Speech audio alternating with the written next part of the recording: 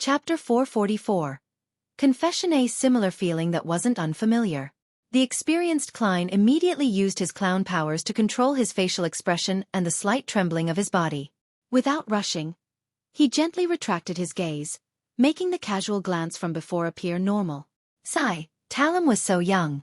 He wasn't even married and has no children. Klein sighed as he went with the flow. He had said this because it gave him a plausible explanation for his subtle reaction towards the woman who had offered the flowers. He had turned sad having seen a woman who had some connection with Talum, associated her to marriage and family, and then finally how his friend had passed away at an early age. Yeah, actually at his age, he should have been married 4 or 5 years ago. Unfortunately, the matter with his grandfather left him with an extremely strong psychological trauma. He had always rejected marriage, and only recently did he improve. Reporter Mike sighed. At this moment, the seemingly normal Klein seemed to have a cluster of thorns stabbing at his back, slowly piercing into his skin and flesh, causing him to feel extremely tense. The girl in the black dress with the sapphire ring on her left hand pinky had straightened her body and calmly surveyed her surroundings. Afterward, she quietly left Talum's grave with 2 maids accompanying her. She silently walked further and further away from Talum's grave. Phew! Klein secretly heaved a sigh of relief. The feeling of his back being stabbed quickly turned into a cold sweat. Just who is she, and why did she come to the grave to offer flowers? Talum's lover? However, how could Talum, who had no wealth or status, have a relationship with a terrifying person who is involved with a Grade 0 sealed artifact or that of a demigod? This isn't a novel. Furthermore, she should be the one that used a curse to kill Talum. This matter runs deep. Klein listened quietly as Mike and Aaron recounted Talum's past. His thoughts quickly dispersed, feeling that the most puzzling thing about this matter was that Talum's death, an ordinary person who had no money, power, status, or strength, was actually involved with a Grade 0 sealed artifact or a powerhouse of the same level. This was simply inconceivable. But this isn't an isolated case. There's another similar case that has happened around me. Klein suddenly thought of something and looked at the surgeon. Aaron. This ordinary person's home might very well be hiding a Sequence 1 snake of Mercury. Following this train of thought, Klein recalled the nearly 5 months that he had spent here since he transmigrated. He was stunned to discover that he had unconsciously become involved with many demigods and terrifying sealed artifacts. The woman who had killed Talum, the Snake of Mercury, Willa Septon, the blasphemer Amon, the mysterious woman at the Royal Museum, a high-sequence beyonder of the Rose School of Thought, 0-08, 1-42, in Sanguine, the mutated sun's sacred emblem, the Antigonus family's notebook, Mr. Isaac Eggers, who suspected to be a descendant of death, Mr. Dorr, the Twilight Hermit Order. Each name flashed through Klein's mind, and every single one of them made him feel like drawing in a cold breath. He calmed his heart and carefully thought, these don't include the true Creator and the eternal blazing sun, who are ranked high above these. Strictly speaking, I can be considered to be among their ranks. After all, I came from a dark divination, and I'm a strange alternate world soul who controls the strange gray fog. Could this be another crest of the times after Roselle? So all the demigods and terrifying sealed artifacts are making an appearance in real life. As these thoughts flashed through Klein's mind, the grief-stricken reporter Mike and surgeon Aaron excused themselves. He then left the cemetery at a leisurely pace. Just as he was looking around for a rental carriage, a familiar carriage drove out of a secluded spot and stopped in front of him. Although the coat of arms on the black carriage was skillfully concealed, Klein was still able to recognize it as Prince Edisac's carriage. Without a sound, the door of the carriage opened, and the old butler with his meticulously combed hair alighted. He politely made a gesture of invitation. His Highness is waiting for you. All right. Klein didn't feel guilty at all as he entered the spacious and warm carriage. Prince Edisac was dressed in a dark blue coat with a large collar and a golden ribbon across his chest, which made him look very abnormally noble. He rubbed the diamond brooch, and his long and narrow eyes showed hints of a sigh. I'm restricted even when participating in the funeral of a friend. I couldn't appear in person and could only watch from afar, sending someone to offer flowers for me.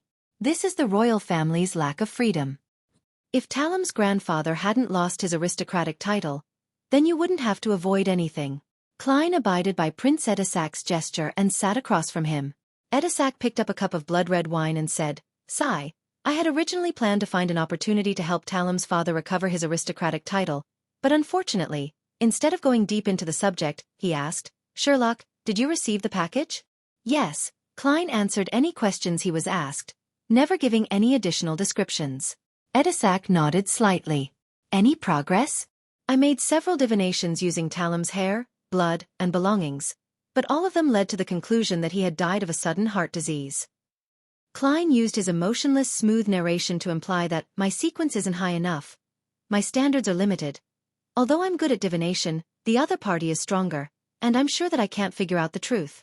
Edisac looked disappointed and sighed. How do you plan on continuing the investigation? Starting with the people Talam came in contact with a few days before his death and the places he went, Klein replied according to the plan. Edisac looked at the old butler. There will definitely be no lack of threatening interrogations or bribery. Pay Sherlock £100 for his investigation fees. Yes, Your Highness. The old butler took out a stack of bills that he had prepared earlier. £100 straight out? Once again, Klein felt Prince Edisac's generosity. I'll do my best. He took the £100 in cash and pocketed it without counting it in detail. I hope that we can put Talam to rest. Prince Edisac clenched his right fist and tapped the left side of his chest. He turned his head to look out the window at Crown Cemetery, which wasn't too far away. His friendship for Talam still remained strong. Klein sighed before he was led out to a carriage by the old butler. In Empress Borough, the opulent villa of Earl Hall, Audrey looked at her psychology teacher, whose long hair reached her waist, and she pretended to carefully look from side to side. She immediately lowered her voice and said, Miss Escalante, I recently joined a new Beyonder gathering. There were high offers for a human-skinned shadow characteristic and the wind-blessed potion formula. Different people. These are likely mid-sequence items, right? It sounds quite interesting. Right. Will the psychology alchemists be interested? Escalante was startled. She pondered for a few seconds and said, I'll ask when I return. All right, Audrey responded briskly, as though she were simply intrigued by such mid-sequence transactions. Escalante retracted her attention and said in a serious tone, Miss Audrey, although you are already a Sequence 8 Beyonder, you have yet to receive formal education in mysticism. You still don't understand enough about the techniques and applications of a spectator and telepathist, as well as the foundation theories. Starting today, I'll guide you to become a true Beyonder. That's what I wish, Audrey said sincerely. The huge golden retriever, Susie, who was sitting by her feet, wagged its tail happily, as if happy for her mistress.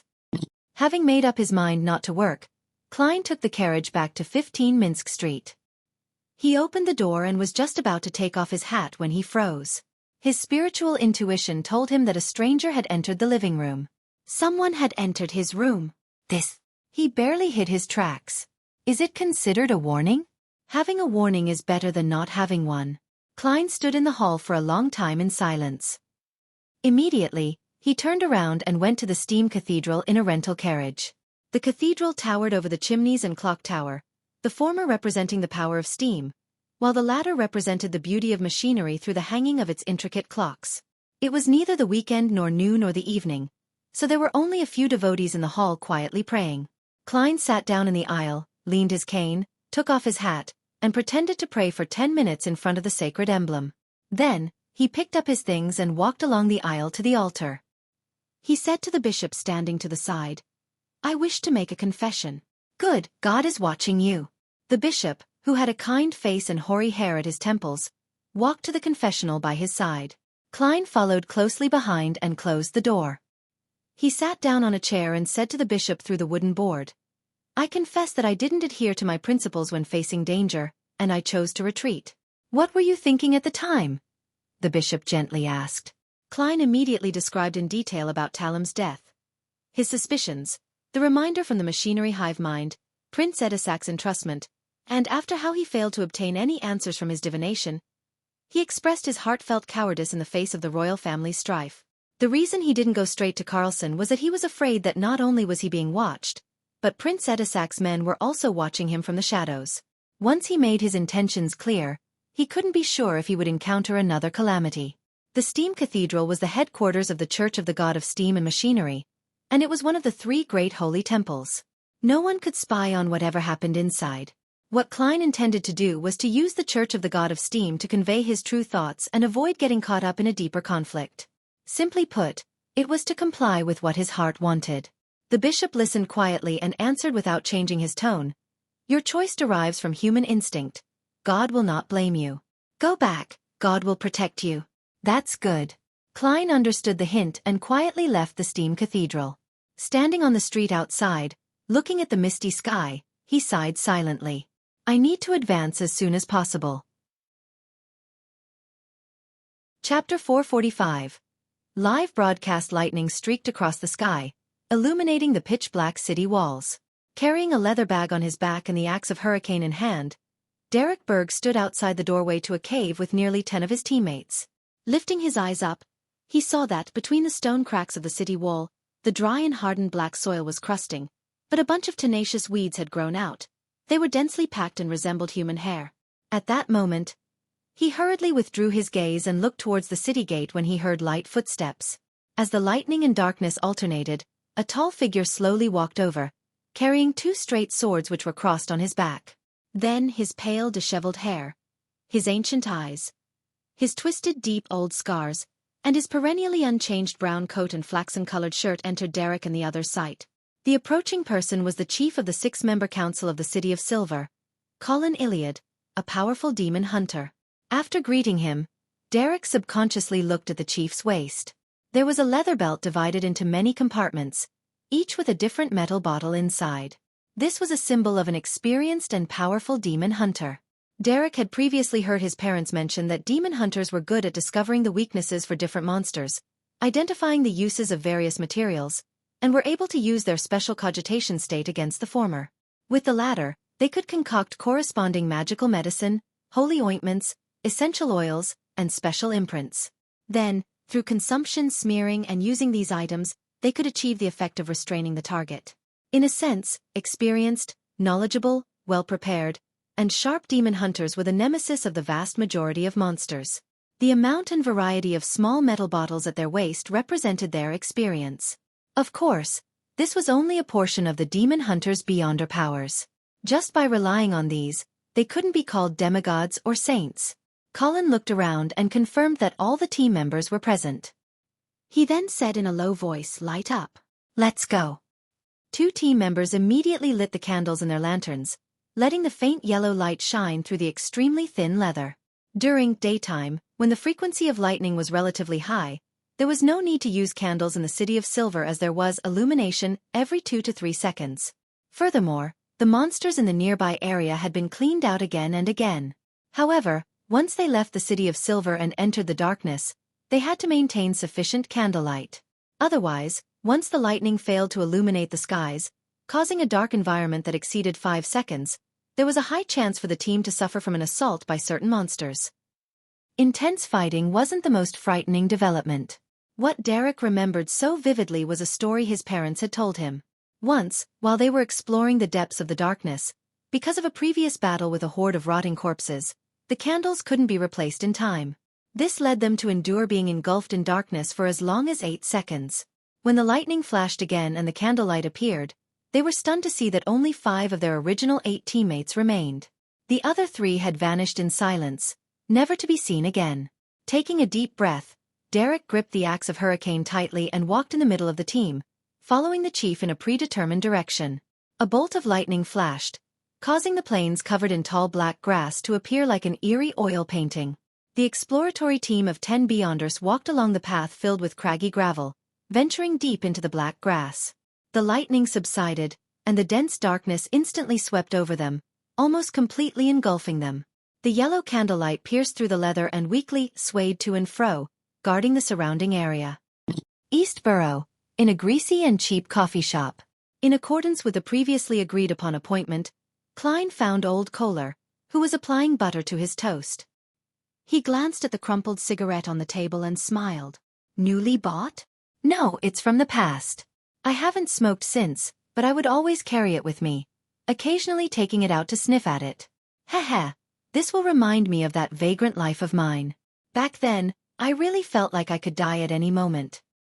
Old Kohler's tone carried a hint of fear. Klein took 20 soldi in change, which he had changed earlier, and pushed it across the table while sitting down. I was very satisfied with the information from the last time. Without waiting for old Kohler to give a modest reply, he turned his head and looked towards the counter. A loaf of oatmeal bread, 2 slices of toast, a block of butter, a serving of beef stew with potatoes, and a 1-pence cup of tea. Mr. Moriarty, didn't you have dinner yesterday? Old Kohler was stunned for a moment as he held the cash. Klein shook his head and smiled.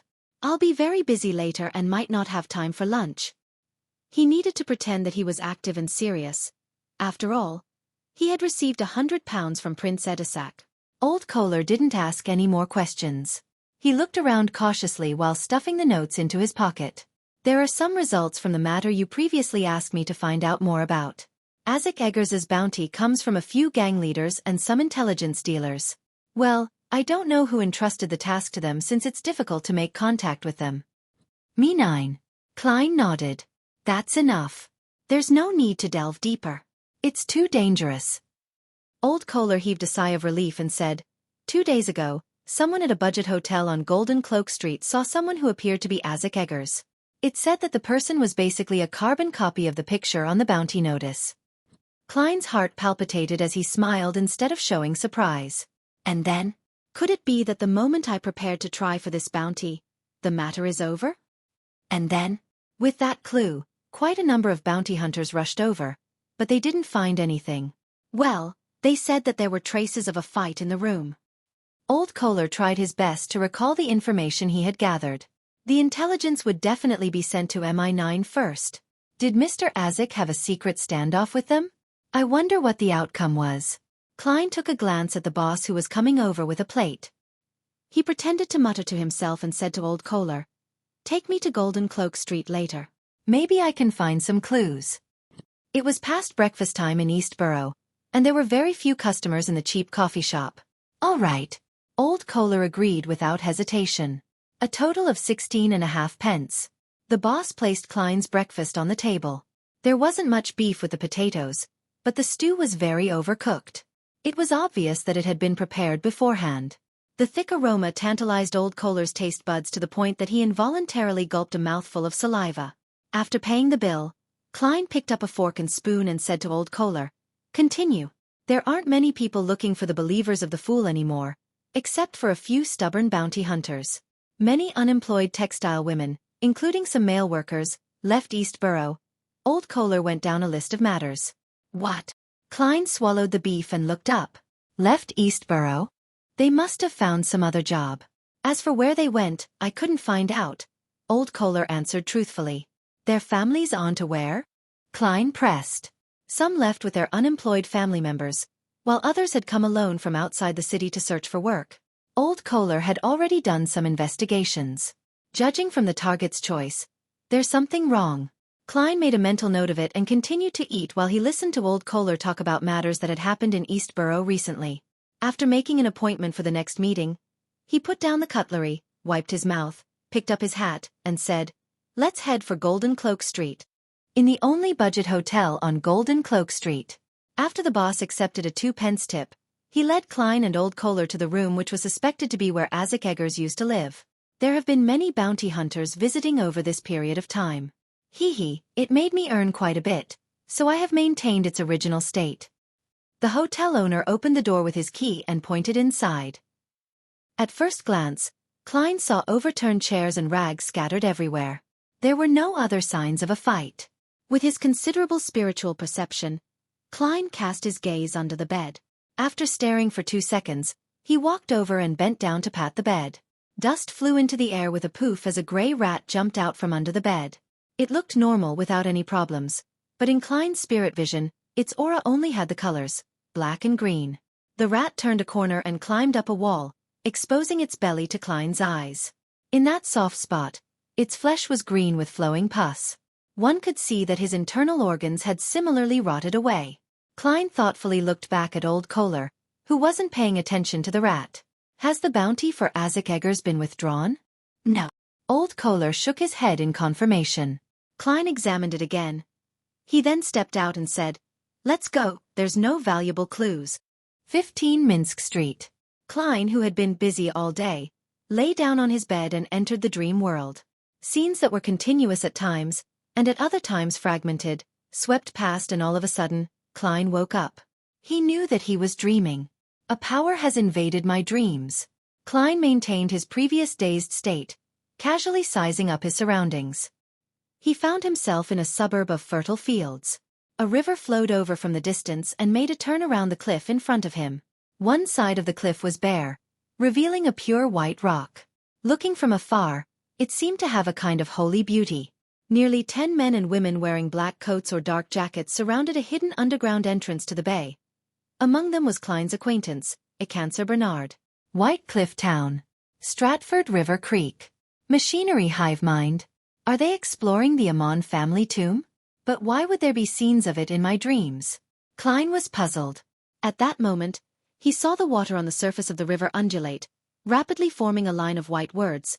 Your loyal and humble servant, Rhodes, is here to report to you on the exploration situation. Klein's mouth turned agape, momentarily losing the ability to speak. Then, a voice echoed in his head. Tell me, why would a perfectly good mirror be a snitch? Chapter 446. Machinery Hivemind's combat style. In an instant, Klein switched to his unfathomable state as the fool who overlooked everything. He nodded and said, not bad. Ahead of him, the river surged, and the white words squirmed and changed before taking shape again. What follows is the exploration process your loyal servant, Rhodes, has recorded. You can choose to speed up or skip certain scenes at any time. This sentence froze for 2 seconds, and then the scene abruptly zoomed in. Klein instantly appeared beside Cancer Bernard, but no one noticed him. He looked around and felt that he was surrounded by living people with lifelike scenes. Nothing about his surroundings looked unreal, making him feel as if though he was there in person. I can even speed up or skip certain scenes. The original form of this mirror, Rhodes, is a virtual reality family cinema. Klein couldn't help but lampoon. He took another look at the Machinery Hivemind members and saw that it was led by an old man in white priest robes and a cleric cap. His face was unusually kind, and his expression was calm and gentle. Your Grace, everyone is ready. Cancer approached the elder and said with a bow. Archbishop.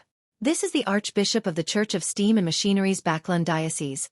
The demigod, Hivemind Haydn? The Machinery Hivemind really is cautious, and not careless. Who knows? They might have even brought along a Grade 1 sealed artifact and performed a divination in advance.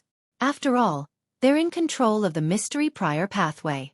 Luckily, I can basically confirm that the Fog's anti-divination or divination interference abilities are similar to the cards of blasphemy, allowing the result to be as ordinary as possible and the least bit suspicious. Otherwise, certain matters might be exposed. However, there's a certain probability that the meeting between Miss Sharon and I will appear, because, to me, that isn't something harmful. It depends on whether a wraith's instinct to interfere with divination will affect the Machinery Hivemind's attempt. Wait, the Machinery Hivemind is highly likely to have relied on Rhodes, and based on its performance from just now and previously, it isn't impossible for him to curry favor with me by adding some mosaics. Klein thought in enlightenment. At this point, Hivemind Haydn drew a triangular sacred emblem on his chest. Begin the operation. God will protect us. Nearly 10 Beyonders headed down as Klein followed closely behind. He didn't fast forward at all. He had always been curious about the combat styles of low and mid-sequence Beyonders of the Machinery Hivemind, and he wanted to take this opportunity to experience it. In addition, he was also greatly concerned about how a demigod really did in combat, as well as the secrets hidden in the Amon family tomb. After being ransacked by time, in a period spanning 1,000 or 2,000 years, the black marble staircase still retained its hardness without any signs of corrosion. The Machinery Hivemind members followed it all the way underground, where they saw the unique asymmetrical stone pillars and axon blades scuffing from the period of the Fourth Epoch. The pillars stood on either side of the wide road, and in front of them was a large, heavy, dark gray stone bifold door. The stone door had already cracked open, wide enough for 2 people to walk alongside each other. It was completely dark inside. The Machinery Hivemind members were in no hurry to enter. They carefully searched the surrounding area with lanterns, but they found nothing of value. According to the plan, the first group will begin with a preliminary clean-up. With the Archbishop's approval, Cancer pushed down his hat, compressing his fluffy hair. Clean up?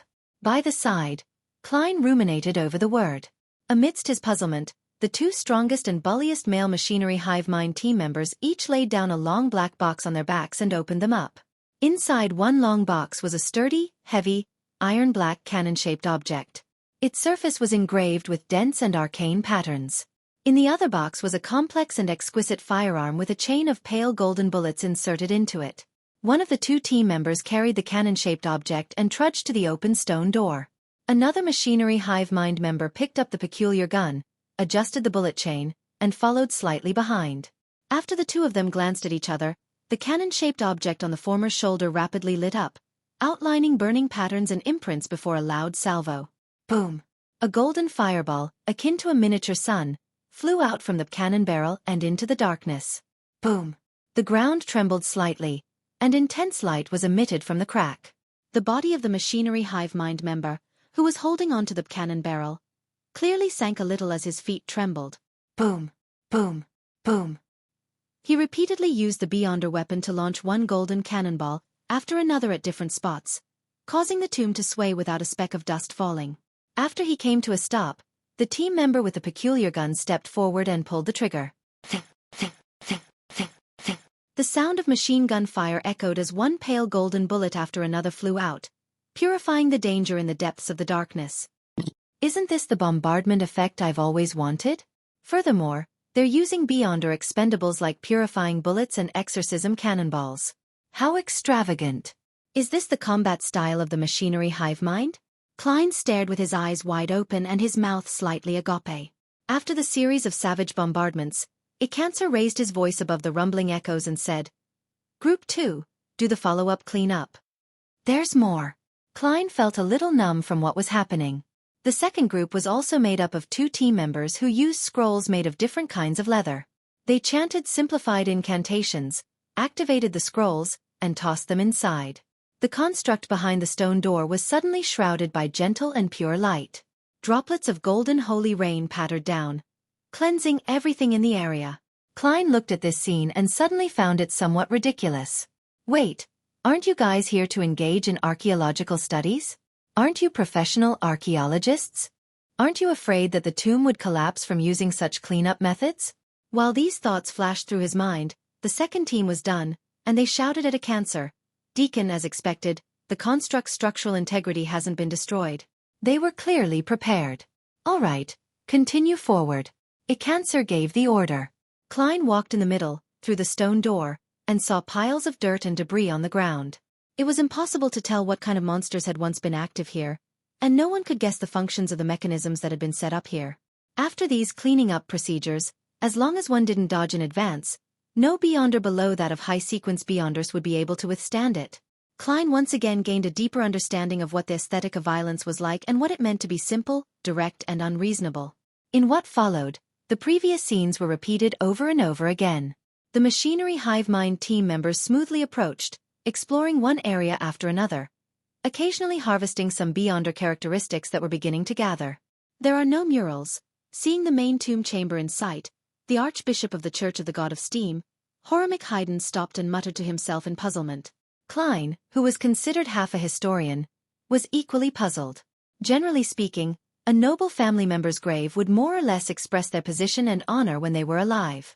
And when a grave became a tomb or even a mausoleum, it was very common for a mural to be used to describe its master's life when it possessed enough space. In even older and more obscure eras, this wasn't rare, and it was even the most common method. The first thing humans learned was drawings, not writing. Thus, it really was a little strange that there were no similar murals in the tomb of a fourth epoch noble family. Upon hearing the Archbishop's question, Icancer immediately ordered the men to spread out in groups of 2 to search the vicinity for relevant traces of murals. Watching from the sidelines, Klein couldn't help but want to fast forward a little to immediately see the outcome. At that moment, he noticed that the 2 machinery Hivemind members in the left corner had suddenly turned into 3. One of them looked identical to Icancer Bernard, his fluffy hair propping his hat high. This. Klein was first stunned before he made a guess. The moment he had the thought, Icancer walked over to the team member closest to him. Any discoveries? He cleared his throat and lowered his voice. The team member turned around warily, but immediately relaxed when he saw that it was Deacon Icancer. No. Before he could finish his sentence, the Icancer in front of him suddenly turned into a piece of human skin and enveloped his body. The pale human skin tightly wrapped around him, and his face began to form the outline of his facial features. During this process, there were no additional sounds, nor were there any abnormal movements that were triggered. All of a sudden, the human skin began to emit rays of light, just like the rising of the sun. The human skin immediately turned translucent and quickly soared into the air as if it was being burned. A black whip immediately lashed out, striking its body, causing its movements to clearly slow down. In such a battle, slowness was an original sin. One Beyonder weapon after another, burning scrolls, and pale golden bullets were released towards the human skin. After a brilliant burst of light, countless ashes fell from the sky. All of them coruscated faint light and slowly struggled to gather together. It really is a human skin shadow. Klein turned his attention to the machinery Hivemind members who had just been attacked. The man pulled at his collar and pulled out a protective charm. There were many symbols and magic labels related to the sun on it. Thankfully, the Archbishop got us to wear these things. He held the lantern and sincerely praised. It was only then that Klein realized that his brooch had the quality of the night. His ring had the intensity of the storm, and his belt exuded the sense of physical strength. Although they aren't all mystical items, most of them are in the category of charms and Beyonder weapons. Even if their effects will quickly decline, they're still worth a lot. If you weren't an artisan or a rich Beyonder, there's no way to gather that much. Is this the combat style of the machinery Hivemind? Burning money. Klein felt a sudden setback, and it took him a long time to recover. At that moment, the human skin shadow characteristic gathered and took form. It was like a huge diamond with countless sides reflecting light, and each side reflected a different face. The faces were densely packed, layered, and left one dizzy. I'm just short of it. Klein was overjoyed. After the machinery Hivemind handled the spoils, they continued to search for the murals, but they didn't find any traces of them. They had no choice but to gather again and head for the passageway that led to the main tomb. Chapter 447. Portrait. After another series of bombardments, the passage into the main tomb was revealed to the members of the machinery Hivemind. The ground was littered with debris. The diamond-shaped Beyonder characteristic that reflected a human face lay silently at the bottom of the right wall, glowing with the light of two other objects. The entire tunnel, including the two walls that lined the sides and the stone ceiling, was filled with potholes. However, one thing remained undamaged. It was a frame that was hung up ahead about 7 meters away. It was brown in color, and the wood grain was obvious, but only the side of the frame was revealed. Without anyone mentioning anything, all the Beyonders present could tell that it was strange. At this moment, the Archbishop of the Church of Steam and Machinery, Hivemind Haydn, stepped forward and said in a gentle voice, "This is likely to be the spectre portrait frame that belongs to the Amon family according to the records. As long as one walks into its range and is illuminated by it, their spirit body will instantly be separated from their flesh and blood, turning into a portrait and be forever sealed inside. In this state, even if the portrait is replaced, there is no way of rescuing the person without the corresponding methods. If the duration of being sealed is too long, the body would already be dead. Then, even if one grasps the correct method to remove the seal, the spirit will quickly dissipate." As he spoke, Hivemind moved forward, step by step, closing in on the strange frame. Klein was a bit worried, not daring to watch the demigod fight against the sealed artifact, but he quickly realized that he was just watching a scene provided by the magic mirror, a Rhodes. What was there to be afraid of? This is very normal. It's just like watching a horror movie or playing a dark game. Klein calmed himself as he quickened his pace and caught up with Hivemind Haydn. The demigod archbishop quickly reached the confines of where the mystical item that needed to be sealed was. He wore a white priest robe and a clerical cap, and his figure gradually appeared in the glass on the surface of the picture frame. Glass? Glass in the 4th epoch? Seems to be the case. There has at least been glass in the 5th epoch's history all this time, and there has been no mention of who invented it. Klein waited with great interest for the battle between the demigod and the strange sealed artifact. Hivemind's upper body fully appeared within the spectre portrait frame, but his eyes didn't lose their luster. He walked towards the frame, face to face. The silhouette within the painting flickered, as though it was constantly shrinking, yet it was unable to succeed. Hivemind stopped, took out a large almost opaque black cloth he had long prepared, and he covered the spectre portrait frame. The frame trembled a few times, but in the end, it was completely covered by the black cloth and turned silent. Hivemind seemed to be unaffected as he effortlessly removed the spectre portrait frame and finished wrapping it with the black cloth before tying a knot on its back. This isn't mystic. Didn't you say that your spirit body would be absorbed into the frame and be turned into a portrait? Why is the Archbishop fine?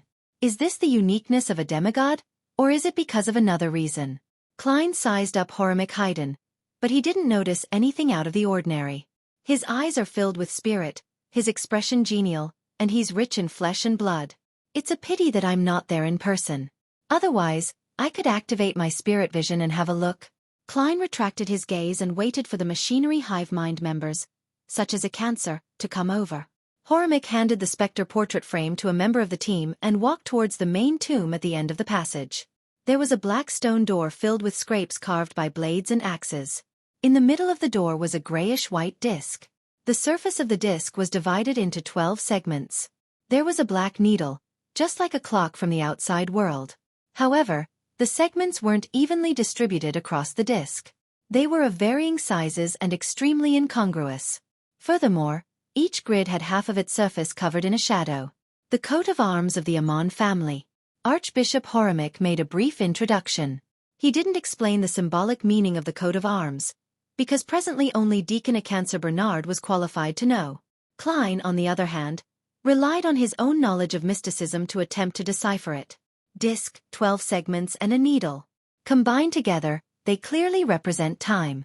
It matches the worm of time which Amon's avatar left behind after it was wiped out. What should be 12 equal segments on a disc are unequal in size, and there's a shadow over a portion of it. Does this mean that the Amon family is the dark side of time? Then, where does their title as a blasphemer family show itself? While Klein was thinking, Archbishop Hivemind pushed open the stone door without any protection. The heavy stone door opened, revealing an extremely spacious tomb chamber. In the center of the chamber was a dais with a deep black coffin on top of it. The surrounding walls were decorated with iron lampstands, each holding a burning white candle. All the candles didn't flicker. It was so quiet that it seemed like a scene that was fixed in place, completely devoid of any signs of it suffering the effects of time that spanned 1 to 2,000 years. On the straight path from the stone door to the coffin, there were corpses lying on the ground. They were all wearing black tweed coats, half-top hats, or even ordinary worker clothes with a cap on their heads. It was obvious that they had entered in recent years. The Beyonders that previously recruited helpers? How did they get past the area at the front? The human-skinned shadow and the other monsters were clearly still alive. With a mind filled with questions, Klein looked at the corpses. What he saw left him immediately shocked. The corpses all had sparse white hair, dry and wrinkled skin, and obvious markings on their skin. They looked like 80 or 90-year-olds. There were no obvious wounds on their bodies as though they had died of old age. Furthermore, it appeared as though they had died recently and hadn't even rotted yet. It's very obvious that there wouldn't be this many aged Beyonders exploring the tomb. Even if the discoverers of the tomb were old, they would still try their best to choose the young and strong when recruiting helpers. There's something odd about it. Klein frowned and looked around again. He quickly thought of the worm of time left behind by Amon's avatar, and the coat of arms of the Amon family that represented time on the stone door. Making people age rapidly is one of the Amon family's Beyonder powers? The dark side of time. The loophole in time. Could it be that as others rapidly age, the members of the Amon family would regain their youth and extend their lives? Wait a minute, for these Beyonders to easily barge into this place like that, perhaps it was deliberate on the Tomb Master's part. He wanted to rob them of their time in order to maintain his own existence. Klein looked suspiciously at the black coffin on the platform. At this moment, the demigod, Hivemind, raised his left hand and pressed it down. "You will stop here." "Yes, Your Grace," Acancer and company answered without any hesitation. As members of an official organization, they had read up on a large number of past Beyonder events. They knew that under similar circumstances, they had to obey the will of a high-sequence Beyonder, and absolutely couldn't act rashly or else they would die without knowing how. Hivemind looked ahead, and his eyes fell on a picture frame that hung upside down at the bottom of the dais. His expression didn't change as he continued to walk forward at a leisurely pace. Not making any preparations at all? The hallmark of demigods is to be rash? Klein was stunned. He seemed to be able to imagine Hivemind's teeth dropping, his white hair wilting, and his skin shriveling as he rapidly aged. 1 step, 2 steps, 3 steps. Hivemind, who seemed fine, suddenly trembled, and a sharp and piercing grinding sound could be heard from his body. His pace began to slow down, his movements became stiff, and his skin visibly dried up. "There's something wrong with that." That isn't the aging process of a normal human being. What was that grinding sound just now? Klein muttered inwardly. 4 steps, 5 steps, 6 steps. Ripping sounds came from Horomic's body as something fell to the ground. Klein subconsciously looked over and saw a gear. A gear covered in rust. Horomic continued on as items kept dropping from his body from time to time. There were rusty screws, melted wax, yellowed bones, and loose springs. His figure became increasingly thin and unsteady, as if it could collapse at any time. This is just like a robot. Well, in this era's terms, like a living doll. Klein was suddenly enlightened. He remembered that before old Neil died, he had said that the Church of Earth Mother Sequence 4 was good at alchemical life, and that the Savant Pathway's corresponding sequence was barely able to do so too. As for Horomic, he was a high sequence beyonder of the Savant Pathway. The Horomic in front of me isn't the real him, it's just a refined doll. Just now, the reason why the Spectre portrait frame was ineffective was that a doll doesn't have a spirit body. The real Horomic should still be far away. As expected of a demigod. Amidst Klein's enlightenment, the Archbishop walked up to the dais, bent his knees and back, and turned the upside-down frame over. Generally speaking, when exploring a tomb involving beyonder elements, it was necessary to avoid flipping items over. But this time, Horomic had made the opposite choice. Following the flipping of the portrait frame, a wind suddenly blew in the sealed tomb, dispersing the formless imprisonment and silence. The candles on the iron-colored light fixtures rapidly ignited, becoming unusually bright. However, they soon reached the end of their lives and melted away. The old corpses on the ground rapidly rotted and stank. In just a few seconds, the tomb's main chamber had turned dark, leaving only the lanterns that the machinery Hivemind members were holding onto to barely illuminate the area ahead. Horomic picked up the picture frame from the floor and went up the stairs to the dais. He came to the black coffin, stretched out his right palm, and forcefully pushed. Creak. The heavy coffin lid opened up a crack with a creaking sound, as though it wasn't nailed shut at all. Horomic looked down and said in the same unchanging voice, "There's no corpse." As the scene drew nearer, Klein saw that the coffin's interior was empty except for a pale gold cushion embroidered with a worm with 12 rings. At that moment, Horomic turned around and the picture frame in his hand was reflected in the eyes of a Cancer and the others. With just a glance, Klein's gaze suddenly froze. It was a portrait of a smiling young man. He had black eyes and black curly black hair. He had a broad forehead and a thin face. A crystal monocle hung over his eye. He wore a black pointed hat. Amon. Chapter 448. Amon's Possible Origins. Amon. Klein said the word in his mind. He had originally thought that the blasphemer who appeared in the forsaken land of the god City of Silver was a descendant of an ancient family like Amon. Through inheriting the legacy of his ancestors, step by step, he stepped into the demigod ranks. To his surprise, it was very possible that that particular person could very well have lived for more than 2,000 years and was a member of the Amon family when it was at the peak of its strength. An old antique. Why would he, for no good reason, build a tomb for himself? Did he fake his death to get out of a situation? Or is there another reason, such as leaving traces so as to have time fixed onto his body? He was able to live from the 4th epoch to the 5th epoch, all because he was siphoning the lives of others? I originally guessed that he's a Sequence 3 or Sequence 2. Based on what I've seen today, it's not impossible for him to be a Sequence 1. After all, long periods of time would eventually bring about an intrinsic improvement. Klein switched back and forth between puzzlement and speculation. His thoughts were like boiling water, gurgling non-stop. The Horomic doll tugged at his throat and accidentally pulled off a piece of skin, revealing the complicated mechanical structure within. His voice came out from that spot and brought with it the impression of leaking air. "Search the corpses on the ground. Don't come any closer." "Yes, Your Grace." Cancer and company heaved a clear sigh of relief. The corpses on the ground had long since produced their beyonder characteristics. Some of them had even combined with certain parts of the body to form a terrifying mystical item. In addition, the dead carried all sorts of items on them. The machinery Hivemind sure has reaped quite a harvest this time. Together with the Spectre portrait frame and the human skin shadow characteristic, this completely makes up for the crazy expenses of the cleanup. A huge investment for a high return. Klein's eyes lingered on the ground for quite a while. He inhaled, tore his gaze away, and followed Horomic, who didn't carry a lantern, to the wall on the other side of the coffin. At this moment, the magic mirror, erodes, brightened up the scene, allowing the things in front of him to be seen clearly. Klein saw that the wall across him had become mottled due to the rapid weathering just now. Many of the murals had been destroyed and could no longer be restored to their original states. The only one that was more complete and could barely be seen clearly was a colorful mural at the top of the wall, which took up a small half of the dome. It described a towering mountain range, and on the highest mountain peak, there was a huge cross that was taller than the mountain. The cross was covered in layers of radiance, making it seem unusually holy. In front of it, a tall and domineering figure could be seen vaguely. The mountain range was like a pet that lay prostrate at its feet. This figure was surrounded by 2-winged, 4-winged, and 6-winged angels. They were holding bugles, playing harps, or playing flutes, looking pious and sprightly. At the foot of the mountain range, 2 12-winged angels were humbly walking towards the mountaintop, each holding a baby in their arms. The baby on the left had curly black hair, and the baby on the right had pale blonde hair. One of their eyes was black, the other golden. Elsewhere in the mountain range, there was a vague depiction of a giant with chains at its legs and a dragon that had its legs bound and never be able to land.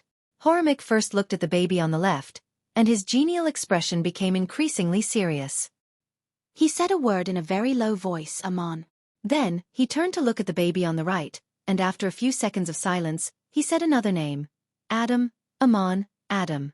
As Klein repeated the names, he felt that the fog that hung over the history of the fourth epoch and the third epoch was growing thicker. He combined all the information he had learned and quickly made a guess. On the mountaintop, the figure in front of the glowing cross is surrounded by angels, with giants and dragons submitting to it. It's definitely a real god that's at sequence 0. Another being who likes to partially use the cross as a symbol is the true creator. It's said that Amon is the descendant of an ancient sun god, but the one at the top of the mountain doesn't seem like a pure sun god.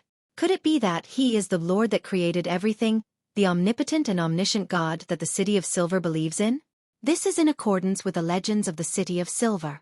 The awakening of the Creator who stripped the King of Giants and the Dragon of Imagination and other ancient gods of their authorities. The so-called ancient sun god is actually the Lord that created everything as spoken about in the City of Silver? He may be in charge of the domains such as sun and time. In addition, the authorities of the Giant King, Ormer, and the Dragon of Imagination, Ankwelt, has likely returned to him. This can no longer be completely contained within sequence 0.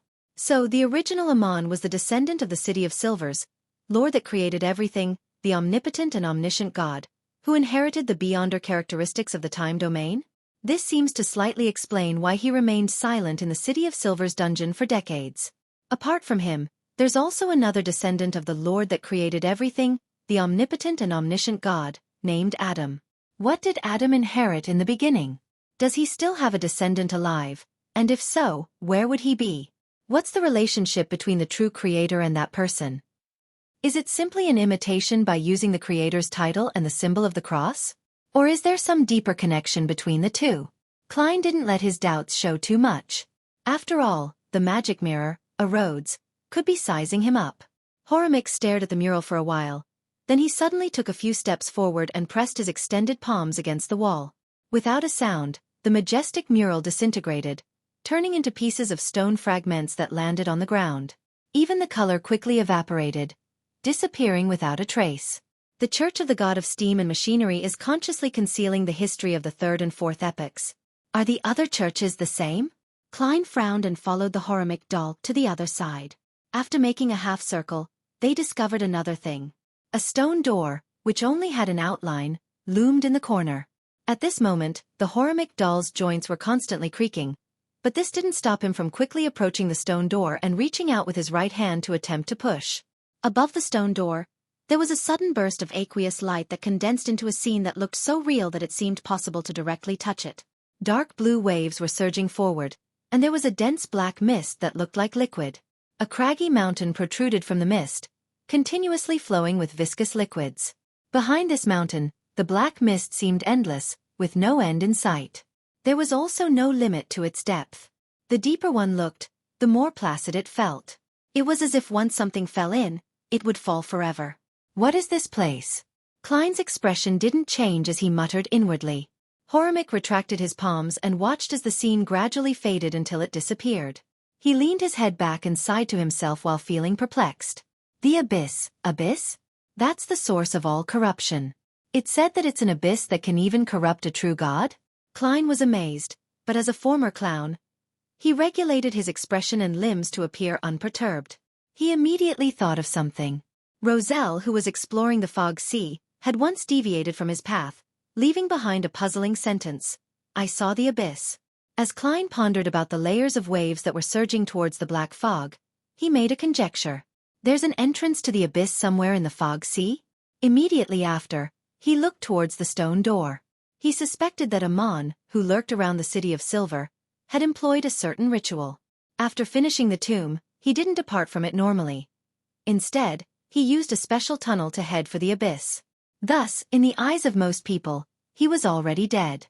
As for whether the City of Silver or the forsaken land of the gods was located somewhere in the abyss, Klein couldn't be sure. After all, the history of this tomb was at least 1,500 years old, so Amon had plenty of time to use the abyss to go somewhere else. Would he still occasionally come back to siphon off time?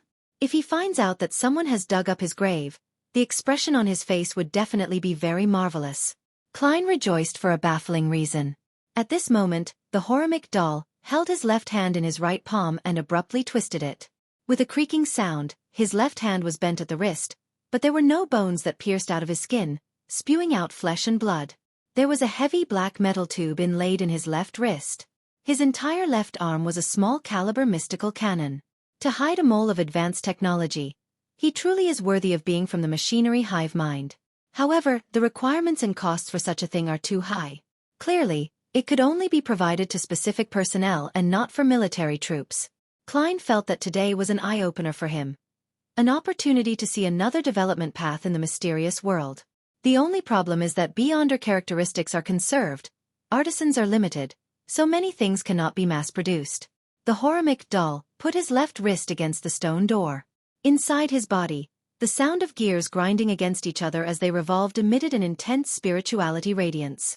A ray of light that was as bright as day appeared and disappeared. The stone door suddenly turned into pure powder, as if it had never existed. He destroyed the door? If blasphemer Amon encounters an emergency situation and attempts to return here, only to find the door gone, that would be fun. Klein almost laughed when he imagined that scene. This was the end of the Amon family's tomb exploration. The scene surrounding Klein quickly shrank and became the background. An illusory, ancient, and bizarre silver mirror appeared in midair. The black, eye-like gemstones on the mirror flickered. White words were quickly outlined in the mirror. Your loyal servant, A. Rhodes, has finished reporting and is ready to serve you at any time again. Klein was a bit wary and unaccustomed towards the fellow who appeared too enthusiastic. He nodded and said, Well done, you may leave first. Yes, the mighty existence above the spirit world. As soon as Rhodes produced that line of words, the scene around him shattered into pieces. After confirming that its power had left his dream, Klein thoughtfully said to himself, The mighty existence above the spirit world? It really has vaguely sensed the gray fog. Does this magic mirror with a wicked sense of humor really wish to rely on me, or does it have some other purpose? I have to watch carefully. Otherwise, with it at the machinery Hivemind, I don't want to be repeatedly blasted with cannon fire. Rounding up his thoughts, Klein began looking forward to the next day. After the machinery Hivemind tidied up their spoils, they were likely to get him to choose an item. Chapter 449. Better choice in Empress Borough. Inside the opulent villa of Earl Hall. The cold air was kept out by the windows and walls. The building's interior was warm as though it were spring, and the fireplace was elegant. Audrey Hall was having her measurements taken by the fashion designer, Mrs. Guinea, so that she could create a costume for Audrey for the New Year banquet in consideration of her recent physical and emotional state. At this moment, her personal maid, Annie, came close to her ear and whispered, Lady Escalante is here. Such a fast response? Audrey was delighted, but she didn't make an obvious show of it on her face. With a faint smile she said, Please get her to wait in my art studio. 5 minutes. Art studio? Annie asked in surprise. Yes, I'd like to ask her to admire my recently completed oil painting. She says that content that is painted in a relaxed state easily allows one to express their true thoughts and emotions. Audrey explained unhurriedly. Annie suddenly felt enlightened. Yes, Mississippi. Less than 5 minutes later, Audrey entered the studio and saw Escalante admiring the paintings on the walls. "That's Mr. Xueqi's Inner Heart's Night, a masterpiece that allows one to feel peace." She smiled and introduced the painting to Escalante. "Xueqi's Inner Heart's Night? One of the top 10 works of last year's top 100-century-old paintings that the Tussock Times voted for?" Escalante was obviously the kind of person who often read newspapers. And as a beyonder of the spectator pathway, she had a good memory. "Yes," Audrey replied simply, as though it was a trivial matter. "I actually have the honor of seeing the real deal." Escalante looked up at the painting again. She swallowed back the words, "This is worth at least a manor," unwilling to appear too Philistine. Audrey didn't continue introducing the other paintings. She found a reason to send Annie away and motioned to Susie to stand guard outside the door. Susie read her hint without any hindrance, wagged her tail and scampered out. Escalante closed the door and went back to the easel's side. Before Audrey could ask, she took the initiative and said, "We have both the human skin shadows characteristic and the wind-blessed potion formula. However, there is no need for us to sell it unless the other party is able to provide an irresistible offer." The willingness to negotiate means there's hope. Audrey's green eyes darted slightly as she asked with a chuckle, "What do you wish to receive in exchange?" Escalante stroked her hair and gave her pre-prepared answer. £2,500 for the human skin shadow characteristic, and £3,000 for the wind-blessed potion formula. Quite a huge premium. Although Audrey didn't find them expensive, she lamented the fact that the Psychology Alchemist's premium had exceeded 50%. According to the description given by the Hanged Man, under normal circumstances, the formula for sequence 6 would have cost less than £2,000, but the closer it was to a high sequence, the fewer potion formulas there were to circulate, making it very difficult to buy them. There was no normal situation, and what was even more important was that even if one chanced upon a sale, it was very difficult to ascertain their authenticity. At that moment, Escalante added, "If the other party can barter with mystical items, all that's needed is for them to be of roughly the same value. That is to say, you want mystical items more and can accept a price reduction for them." The Psychology Alchemists is one of the youngest secret organizations. They clearly haven't accumulated enough in this area compared to the others. Audrey pursed her lips and said, "I'll inform them, but I can't guarantee that they'll accept it." She wasn't the least bit worried that the Psychology Alchemist would notice that she hadn't been involved in any Beyonder gathering recently. After all, her schedule was rather tight. Afternoon tea, music lessons, dinners, dances, equestrian training, language lessons, dancing lessons, and so on. There were too many opportunities for her to interact with different people. In that case, perhaps a particular dinner was a cover for Beyonder gatherings, or perhaps the music teacher was a senior Beyonder, and it was almost impossible for the Psychology Alchemists, who hid in the shadows, to investigate it when they couldn't act openly. Having said this, Audrey curiously asked, "Ms. Escalante, I thought you wouldn't sell the wind-blessed potion formula since it's already at sequence 6. Heh, if there's a chance, it might be more useful to spread this information out," Escalante answered vaguely. In her mind, although Miss Audrey was a new member who had a high level of importance attached to her by the organization, she was still a new member after all. There were many things she couldn't know about. "Why?" Audrey suppressed her doubts and smiled sweetly. She asked innocently, "Ms. Escalante, if this deal succeeds, can you count it as my contribution?" Escalante broke into a laugh. "Yes." Klein busied all morning, until he returned to Minsk Street. He filled his stomach and prepared to rest. Only then did he have the time and opportunity to listen to prayers above the grey fog. Someone on Miss Justice's side has the human skin shadow characteristic? Seriously? Either it doesn't come, or it comes in pairs. As a secret organization, the Psychology Alchemists is quite qualified in the field of resources. Klein was suddenly left in the throes of happiness from having a choice. Even if he counted the £500 which the Hanged Man still hadn't paid him, he only had £1,335 in cash. This didn't prevent him from seriously considering the request for a deal with the Psychology Alchemists. After thinking for a dozen seconds or so, he passed Justice's words to the Hanged Man to see what choice the latter would make. £3,000? Alger Wilson, who was still in Rorstad Archipelago's capital, the city of generosity, felt as if someone had struck him hard. After he became captain of the Blue Avenger, he sometimes played the role of a pirate and sometimes a law enforcer, secretly exterminating several groups of pirates. But even so, the total value of his spoils of war didn't exceed £2,000, and a portion of it had to be distributed to the sailors under him. Of course, this didn't include the ships and cannons which were captured as they had to be handed over to the Church of the Lord of Storms. This made Alger often sigh that most pirates weren't rich, that they were used to squandering on having opulent lives. Liquor, barbecue, whores, marijuana, and gambling had drained the pirates of their money.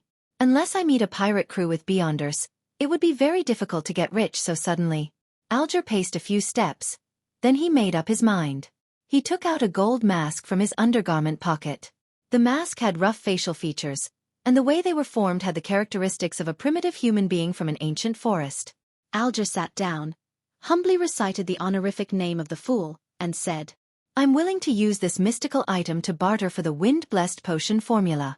As long as the user wears this mask, they will become extremely calm and emotionless. At the same time, they will also obtain an extremely strong regenerative ability, exaggerated speed, and outstanding strength, as well as grasp a certain amount of black magic and primitive curse techniques. Its weakness is that as the number of times it's used increases, the wearer will become more and more unlike a human being. They will turn colder and colder, eventually treating themselves as a god." Sitting in his seat as the fool, Klein looked at the 500-pound note in front of him, the 5 strands of dark blue hair as thick as a tiny snake, and the simple golden mask. He tapped the edge of the long table with his finger, thinking carefully about what mystical items he could use for a trade. The all-black eye? Certainly not. This is the main ingredient of a Sequence 5 Nimble-Right Master. It's just short of having Little Sun to obtain the method to remove the mental corruption. Dark Emperor card? This card, which cannot see the light of day, has a value countless times higher than that of a human skin shadow's characteristic. Mr. Azik's copper whistle? At the moment, its only function is the summoning of a messenger, and it's an important tool for communication. I can't sell it. The copper whistle of the numinous episcopate member who left behind white feathers?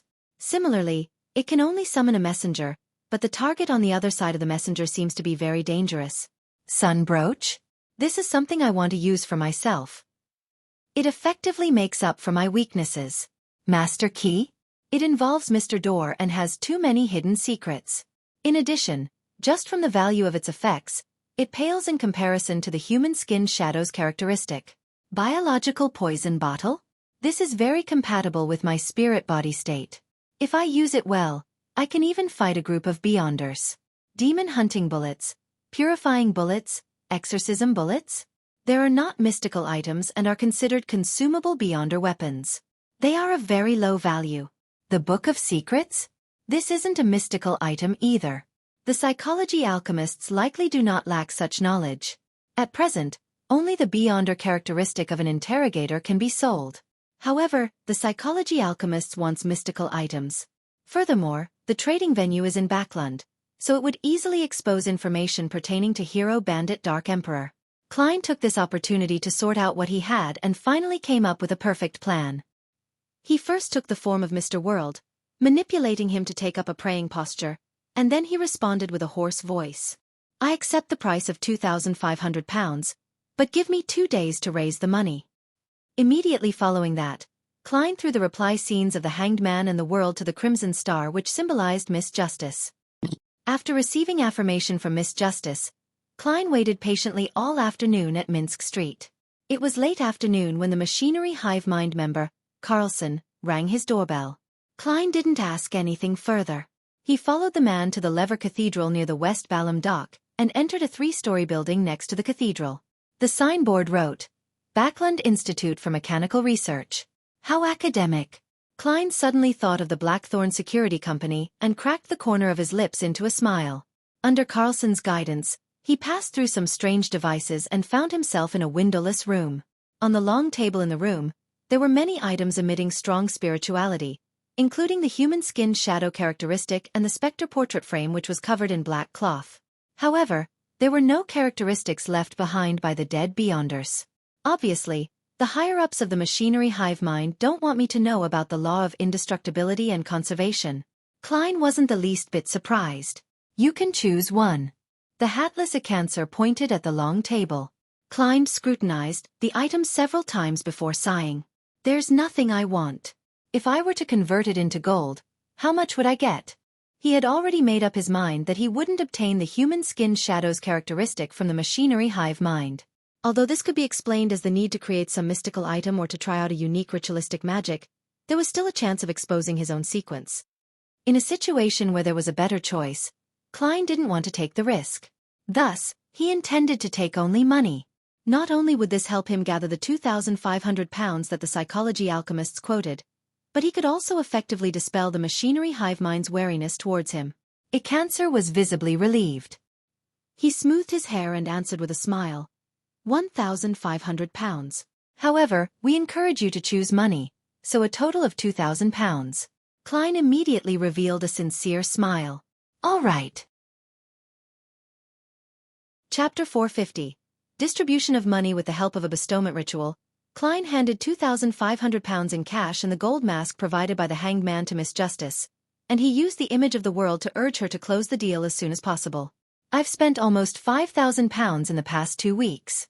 If I didn't leave Tingen, this amount of money is enough for me to maintain a lifestyle just like my landlady's family. A doll ruins one's life. Consuming potions bankrupts you for 3 generations. Klein looked at the vast fog and the ancient palace, which had returned to silence. He was a little upset, as though he had lost something important. He was quiet for a few seconds before returning to the real world. He picked up the remaining 830 pounds on his desk, and he counted out 6 5-pound notes. Then, Klein put the 30 pounds of cash in his now deflated wallet and stuffed it solemnly into the inside pocket of his clothes. He divided the other 800 pounds into 2 stacks, placing 1 stack in each of his side pockets. After that, Klein opened the drawer and took out 2 of the 5 deep-sea Naga hair strands that he had brought back to the real world. He wrapped them in layers after layers of paper and carefully put them into his pocket. When he was done, he took his hat and cane, and he headed for the street corner under the glow of the street lamps at night. He got on a carriage and headed for the Brave Hearts bar in the Backland Bridge area. In the heated and noisy environment, Klein insisted on finishing his glass of Southville beer before he slowly made his way out of the bar and into a rental carriage through the thundering cheers for the boxers. Taking in the rumbling of the wheels, he intentionally closed his eyes. Suddenly, he heard the sound of the window being lightly tapped. Klein's facial muscles twitched slightly as he opened his eyes and looked in front of him. He saw the pale and exquisite Miss Sharon sitting quietly across him. Without waiting for her to question him, Klein smiled and said, I sold the information you gave me last time for a good price, the one about the Amon family tomb. Sharon looked at him silently. Leaning his cane to the side, Klein took out 2 stacks of cash and a small clump of paper from his pocket. 800 pounds plus 2 strands of deep-sea Naga hair, for a total of about 1,000 pounds. That's what you deserve. Klein took a silent breath and smiled as he handed over the cash and paper clump. Sharon glanced at him and reached out her hand to take both items. She lowered her head, looked at the items in her hand, and asked in an ethereal voice, How much did you sell it for? 2,000 pounds, so we split it equally. Klein chuckled. If the machinery Hivemind had only paid me 1,500 pounds according to the original plan, then I'll have to first owe you a portion of it. He thought gladly. With a flip of Sharon's bloodless hand, the cash and the paper clump disappeared without a trace. She raised her head and tersely acknowledged before asking succinctly, What's in the tomb? I don't know, I didn't go. Klein didn't disclose the help he had received from the magic mirror, a Rhodes. For an instant, he felt that if he described the experience in detail, Miss Sharon would have listened attentively with one hand on her cheek, as she had done before. This wraith lady seems to have a hobby of watching situational scenes and dramas or listening to all kinds of rumors. Klein summed up. Sharon's expression didn't change. After a few seconds of silence, she said, Someone is digging a tunnel to the underground ruin. Ha! Klein wasn't able to react for a moment to what Sharon was talking about. However, he soon understood which underground ruin Sharon was referring to. There was only one underground ruin the two of them knew of, and that was the 4th epic Tudor dynasty ruin. Someone is digging their way into the underground structure? Klein pondered for a few seconds. Then he suddenly came to a realization. Is it that baronet? He had already forgotten the name of the hidden Tudor dynasty descendant, other than knowing that he had an aristocratic title of a baronet and that he lived on Civilhouse Street where the Backland police station was located. Yes. Sharon gave him a positive answer. What is he looking for? Doesn't he know that there's an evil spirit inside? Doesn't he know that all the Beyonders from his family died in there? Klein asked himself a few questions. Sharon sat up straight and replied seriously, I don't know if he knows or not. How much longer will he take to dig through? Klein asked in deliberation. Another 2 to 3 months for the time being. He's doing it on his own. Sharon provided her own judgment. Phew. Klein let out a small sigh. There's no need to rush. When I'm ready, then we can go visit him together. At this point, he explained with a smile. As you know, I like to make sufficient preparations in advance. I won't get involved in anything until I advance to Faceless. He warned himself inwardly. All right. Sharon didn't ask him what he was going to do, but her figure faded quickly, and she disappeared from the carriage. Klein leaned back against the wall, feeling relaxed. The ingredients for the Faceless potion has been reserved, and I'm just waiting for the delivery. My debts have all been paid off, so there's nothing to worry about. His mood was like a fizzy wine that had settled. Occasionally, there would be a little bit of joy that would silently surge upwards. The only problem is, Klein touched his left breast, where there was a shriveled wallet. He sighed and said to himself silently, only 30 pounds in cash, 5 gold coins and some change. Thursday afternoon. Audrey Hall was waiting in the study for the arrival of Miss Escalante. After receiving the Hanged Man's and the World's replies, she had immediately sent a servant to send a letter to Escalante. The content of the letter was very ordinary. Audrey hoped that the second psychology class this week would be brought forward to Thursday. In reality, Audrey had already made an agreement with Escalante. Once she expressed such an intention, it would mean that the other party had agreed to the conditions. Tick, tock. The wall clock on the wall moved briskly, and Escalante with her waist-reaching long hair entered the room with several teaching materials in hand. Audrey immediately gave Susie a look. The big golden retriever somewhat reluctantly leaped out, lay down in the nearby shadows, and observed the people coming and going. Escalante closed the study door, looked around slowly, then sat down across the small white round table and put down the teaching materials. Are they paying for it in cash, or with some kind of mystical item? This member of the psychology alchemists asked in a low voice. One directly gave 2,500 pounds, and one provided a mystical item. Audrey flippantly took out a white cardboard box from her medium-sized orange handbag. The outside of the box was covered with a wall of spirituality. After removing the wall of spirituality, she opened the lid of the box, revealing the simple golden mask. Then, she recounted the flaws and effects of the mask. To be honest, she was very curious when she received the mystical item. She had wished to test its effects since it was her first time coming into contact with a mystical item. However, she finally resisted her urges, as she didn't wish to turn cold. It's basically the same value. Escalante tried it and breathed a sigh of relief. After 2 seconds, she pulled out the thickest textbook and flipped to page 48. The middle part of the textbook had been hollowed out. There was an iron box about the size of a palm and a rolled-up piece of parchment. Human-skinned shadow characteristic. Wind-blessed potion formula. Escalante showed and introduced them to her. Audrey's gaze cast towards the characteristic which resembled a diamond. The face inside left her head spinning. This has the ability to restrain a spectator's powers. Is this the sequence pathway of Mr. World? No wonder. Audrey looked away and studied the formula. Sequence 6. Wind-blessed. Main ingredients. 6 crystalline feathers of a blue shadow falcon, a pair of dragon-eyed sea condor eyes. Before Audrey could examine the supplementary ingredients, Escalante rolled up the parchment in time. After that, she set up the wall of spirituality around the metal box again, closed the textbook, and pushed the thick book towards Audrey. Audrey held the book, but she didn't hand over the gold mask and 2,500 pounds to Escalante in a timely manner. Seeing the look of puzzlement in Escalante's eyes, the prepared Audrey smiled and said, "The other party is worried that the characteristic doesn't match and that the formula is fake. They hope to verify it first. And before the verification, the money and items will all be held under my custody. All of them believe in my trustworthiness, and I do not wish to lose this reputation. I understand their concerns." Escalante paused for a moment before saying, "We trust you too." Since the money and items were in the hands of one of her own members, she wasn't worried about being cheated despite feeling upheavals. Besides, Miss Audrey is rich and powerful. She can be trusted to be a guarantor. Escalante thought with relief. In the ancient palace above the fog, Klein held a spirit pendulum in hand, divining the authenticity of the wind-blessed potion formula.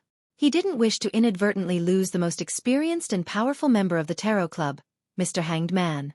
When he opened his eyes and saw the topaz pendant turning clockwise, Klein heaved a sigh of relief and sent his thoughts to the crimson star that symbolized the Hanged Man. City of Generosity. Alger first saw the endless grey fog before hearing Mr. Fool's low but distant voice.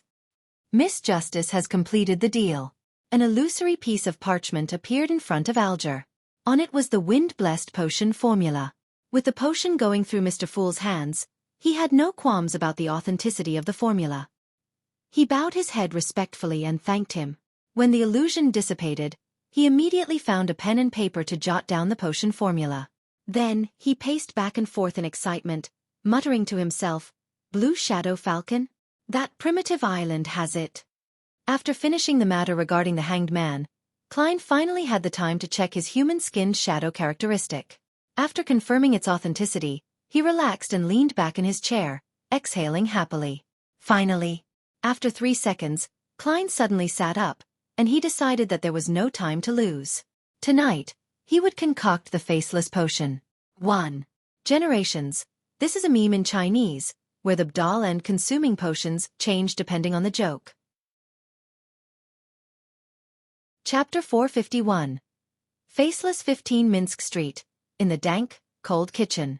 Klein rummaged for his newly bought large iron pot, poured fresh water into it, and carefully scrubbed it several times. Then, he dropped some matches into it and snapped his fingers. The scarlet flames soared, and under his control, they quickly burned the remaining water droplets dry, without harming the surface of the pot. This time, there were no ingredients such as pure water in the potion recipe, so Klein was even more careful than the previous 2 times. He wanted to ensure that everything was in good measure to prevent any problems. Although he was able to divine whether the concoction would be successful or not, at least to not endanger his life, such a result could still involve his potion being ineffective. Attempting to extract the beyonder characteristics from the concoction would be relatively difficult. Just like the removal of the mental corruption of a rampager, he would need the corresponding technique, methods, or rituals, and Klein wouldn't be able to gather a second round of ingredients within a short period of time either. After finishing his preparations, Klein took a deep breath as he looked at the neatly arranged boxes. Finally, he recalled the potion recipe.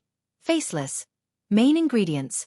Mutated pituitary gland of a thousand-faced hunter, characteristic of a human-skinned shadow. Supplementary ingredients.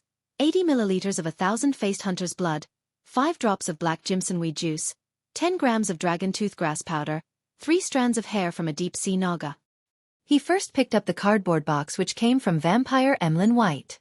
He opened the box and took out the glass bottle that contained 100 milliliters of a thousand-faced hunter's blood. Glancing at the scale, Klein unscrewed the lid and steadily poured the sticky liquid into the pot with a stable wrist. The liquid changed its color depending on the variation in the lighting. As it was a supplementary ingredient, he didn't pursue precision and didn't use chemical experiment apparatus to separate and titrate the liquid. The thousand-faced hunter's blood was like thin honey that slowly filled the bottom of the pot. When Klein felt that it was about time, he stopped tilting it and allowed the liquid to flow back. There's still about 20 milliliters left. My spiritual intuition is quite accurate. Klein withdrew his gaze from the glass bottle and tightened the lid. This 20 milliliters of thousand-faced hunter's blood could still be used to make mystical items, beyonder weapons, extraordinary scrolls, or for drawing symbols or labels in some ritualistic magic. It was still very precious. After putting the glass bottle back into the cotton-filled box, Klein went down the list and added the black jimsonweed juice and the dragon toothgrass powder. He saw that the liquid in the iron pot started to bubble. Without pausing, he picked up 3 strands of dark blue hair that resembled tiny snakes with his black-gloved right hand, and he firmly placed them on the surface of the liquid. Sizzle! A faint mist rose from the iron pot, and the color of the liquid turned a deep blue. It already has such a strange effect even without adding the main ingredients.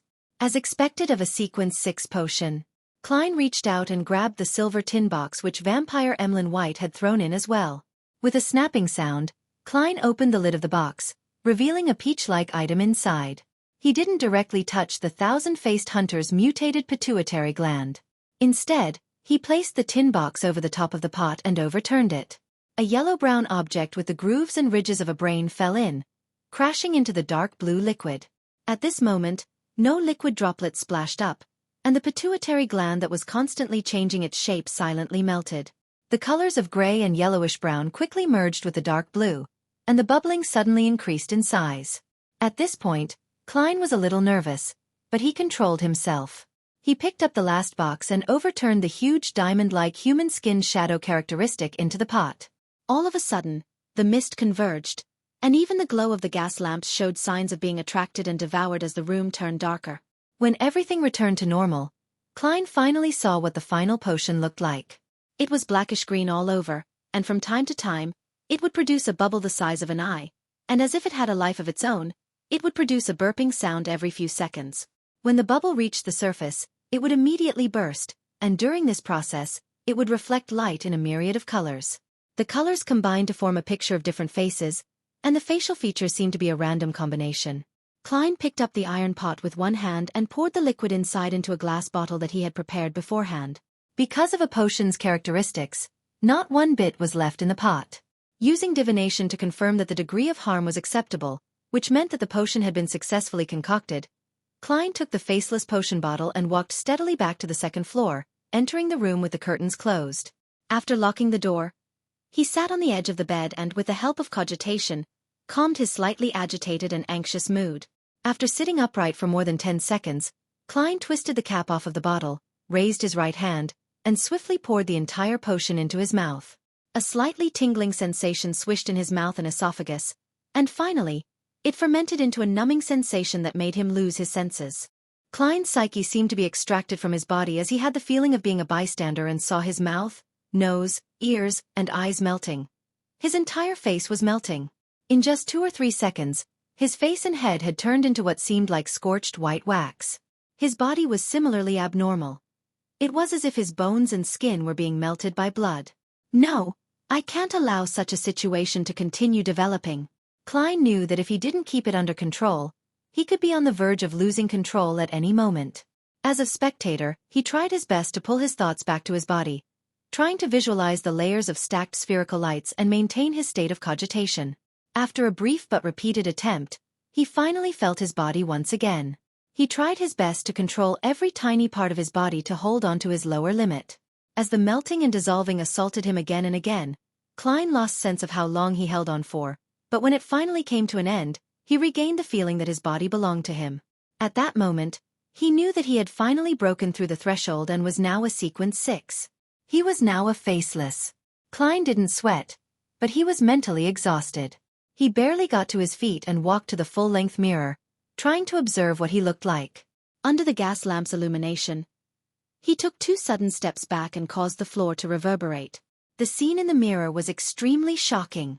Klein saw that his face and exposed skin were covered with dense, pale granules. It would make any normal creature who saw those go numb and subconsciously resist. The more timid ones might even lose their mind. Despite knowing the acting method, and having completely digested the magician potion, my advancement to sequence 6 was still rather difficult. I was only 2 to 3 steps away from losing control.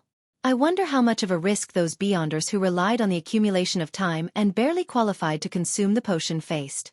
The probability of failure definitely isn't low. It's no wonder sequence 7 is relatively common among the members of the churches, and they will shoulder the responsibility of captain or bishop, while the number of people at sequence 6 begins to plummet. Klein closed his eyes and sat back in his chair. With the help of cogitation, he was able to restrain his overflowing spirituality and recover from his exhaustion. After about 10 minutes, the disgusting granules on his body had completely faded and merged into his flesh. Phew! Klein exhaled, walked back to the full-length mirror, and he looked at his full-bearded appearance. Suddenly, his facial hair began to squirm. His flesh and skin began to undergo a bizarre change like half-melted wax. Within a second or two, Klein had reverted to his original appearance. Black hair, brown eyes, ordinary facial features, a clean face with a deep outline, and a somewhat thin body. He quietly gazed at his past self and stretched out his right hand to press it against his face. With a gentle touch, Klein's face changed again. His nose bridge was high. His lips were extremely thin, and there was a tinge of elegance in his handsome face. There was an unconcealable pride in his appearance. It was none other than vampire Emlyn White.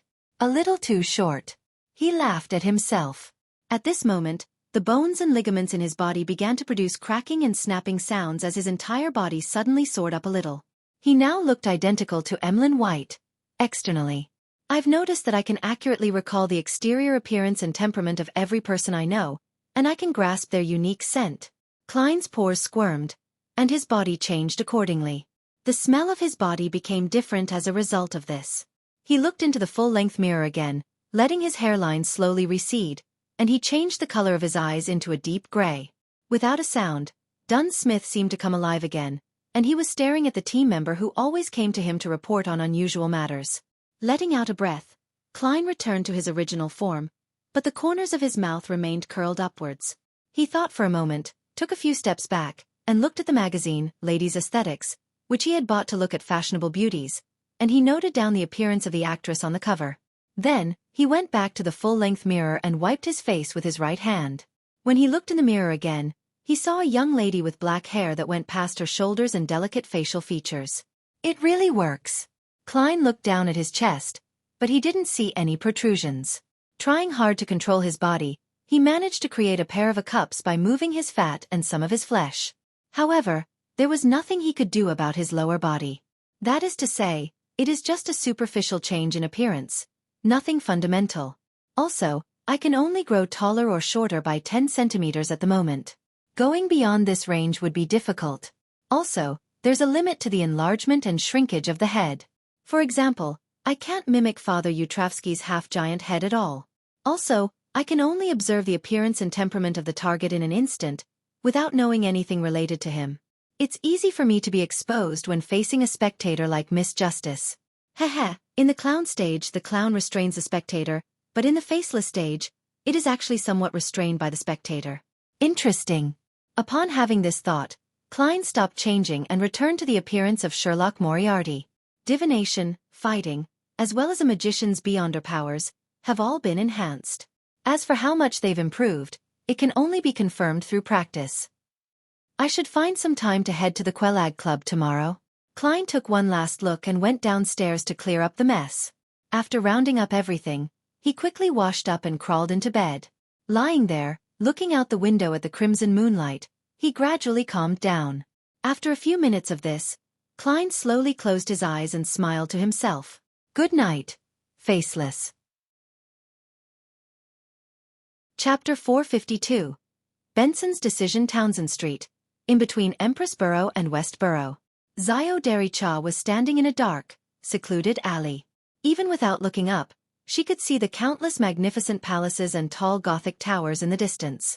It was the highest district in the whole of Backlund, and it was also where the lone royal family resided. It shared the same or even slightly higher status as the White Maple Palace of Intis and the Ormer Palace of the Fasak Empire in the southern and northern continent and in the entire world. But its name was neither romantic nor ancient. It was called the Sodila Palace, and in ancient Fasak, it meant balance. Zio looked away from the famous Bell of Order, and directed her sight to the other side of the alley. In the shadows where the street lamps didn't shine, a figure slowly walked out. The figure wore a golden mask that revealed the lower half of his face. He was none other than the mysterious person who had previously sold the sheriff formula to Zio, and had occasionally entrusted her with some tasks. When Zio and Furs discussed in private, they both suspected that the person was from MI9. Any progress this week? The man wearing the gold mask asked as per usual. Zio shook her head. No, I don't think anyone was keeping tabs on Capim before the incident. She paused for a moment, then she reluctantly asked, Do you still want to continue investigating this matter? The masked man was silent for a moment. There's no need, but if you hear anything related in the future, then contact me right away. Today, I'll give you a new mission. What mission? Zio was completely in her bounty hunter state, ready to assess the risks. The masked guy laughed. This is a very simple mission, and it's one that you've been dreaming of doing. Seek to purchase the sheriff and interrogator main ingredients in all your circles, especially a special ingredient that can be directly concocted into a potion. If someone responds to it, we will pay for it. The purchased ingredients will belong to me? Zio blurted out a response. This was her greatest concern. No, do you believe that such a simple mission would have such a high reward? Of course, if you're able to fish out the person we're looking for, it's not impossible to negotiate and let you obtain the main ingredients, the masked man said with a chuckle. But I don't know the main ingredients of the interrogator potion, Xiao hesitantly said. I'll tell you later. This is also our advance payment. Even if we don't find the target, you'll have the main portion of a Sequence 7 potion formula, worth more than 600 pounds. I think you're fully aware of our generosity, the masked man said in a bewitching tone. Generous indeed. Who's their target, and why are they willing to pay such a high price to find them? Well, if he were from MI9, taking advantage of this mission to retrieve the Beyonder ingredients of the Arbiter pathway on the market should also be one of his goals. There's no problem about wasting money. As quite an experienced bounty hunter, Xiao instinctively thought of a few things. After some deliberation, she nodded and said, I'll take this commission. Very good. The masked man's tone turned relaxed as he surveyed his surroundings and said, The interrogator potion's main ingredients are the horn of a flash-patterned black snake and dust of a lake spirit. After saying that, he slowly retreated and melded into the shadows, disappearing into the corner of the alley. He really told me the main ingredients of the interrogator potion. Xiao was momentarily stunned. Only at that point did she clearly realize how much importance the masked man's faction placed on this mission. I wonder who their target is. It seems to be focused on some special ingredient that can be used to directly concoct a sheriff or interrogator potion. With this in mind, Xiao suddenly froze up. She remembered one thing. When she advanced to sheriff, she had used a special ingredient she had bought through furs, one that could be used to concoct the corresponding potion. Is that their target? Xiao instinctively decided to keep silent on this matter, to never tell the masked man anything. She rubbed her fat baby cheeks and walked towards the street outside, ready to take a public carriage back to Cherwood Borough. At that moment, she saw a brown carriage drive past. Her eyes were instantly attracted by the coat of arms on the carriage. The coat of arms consisted of a single flower and 2 rings. There was nothing special about it, but Xiao stared at it in a daze as though her gaze had frozen. It was only when the carriage was far away did she withdraw her gaze. Her mood immediately reached rock bottom. It didn't turn for the better, even when she returned to the shared rented house. Seeing that her friend was in a bad mood, Furs poured 2 glasses of red wine and brought them to her. What happened? She sat across her and pushed one of the glasses towards Xiao. Xiao looked down at the red wine. After a full 2 minutes of silence, she said in a slightly hoarse voice, On the way back, I met someone I used to know. Who? Furs asked cooperatively. Viscount Stratford. Xiao replied to any question she received without elaborating. Furs thought for a moment and then she said, This Viscount seems to be the captain of the Royal Guards? As a best-selling novel author, she would receive invitations from noblemen who liked literature and participated in afternoon tea parties and banquets from time to time. With her professional habits of collecting material as a writer, she would certainly volunteer to understand more famous noblemen. It was at such a party that she got to know Viscount Glaint. Yes, he used to be my father's deputy, Xiao said with some difficulty. Your father?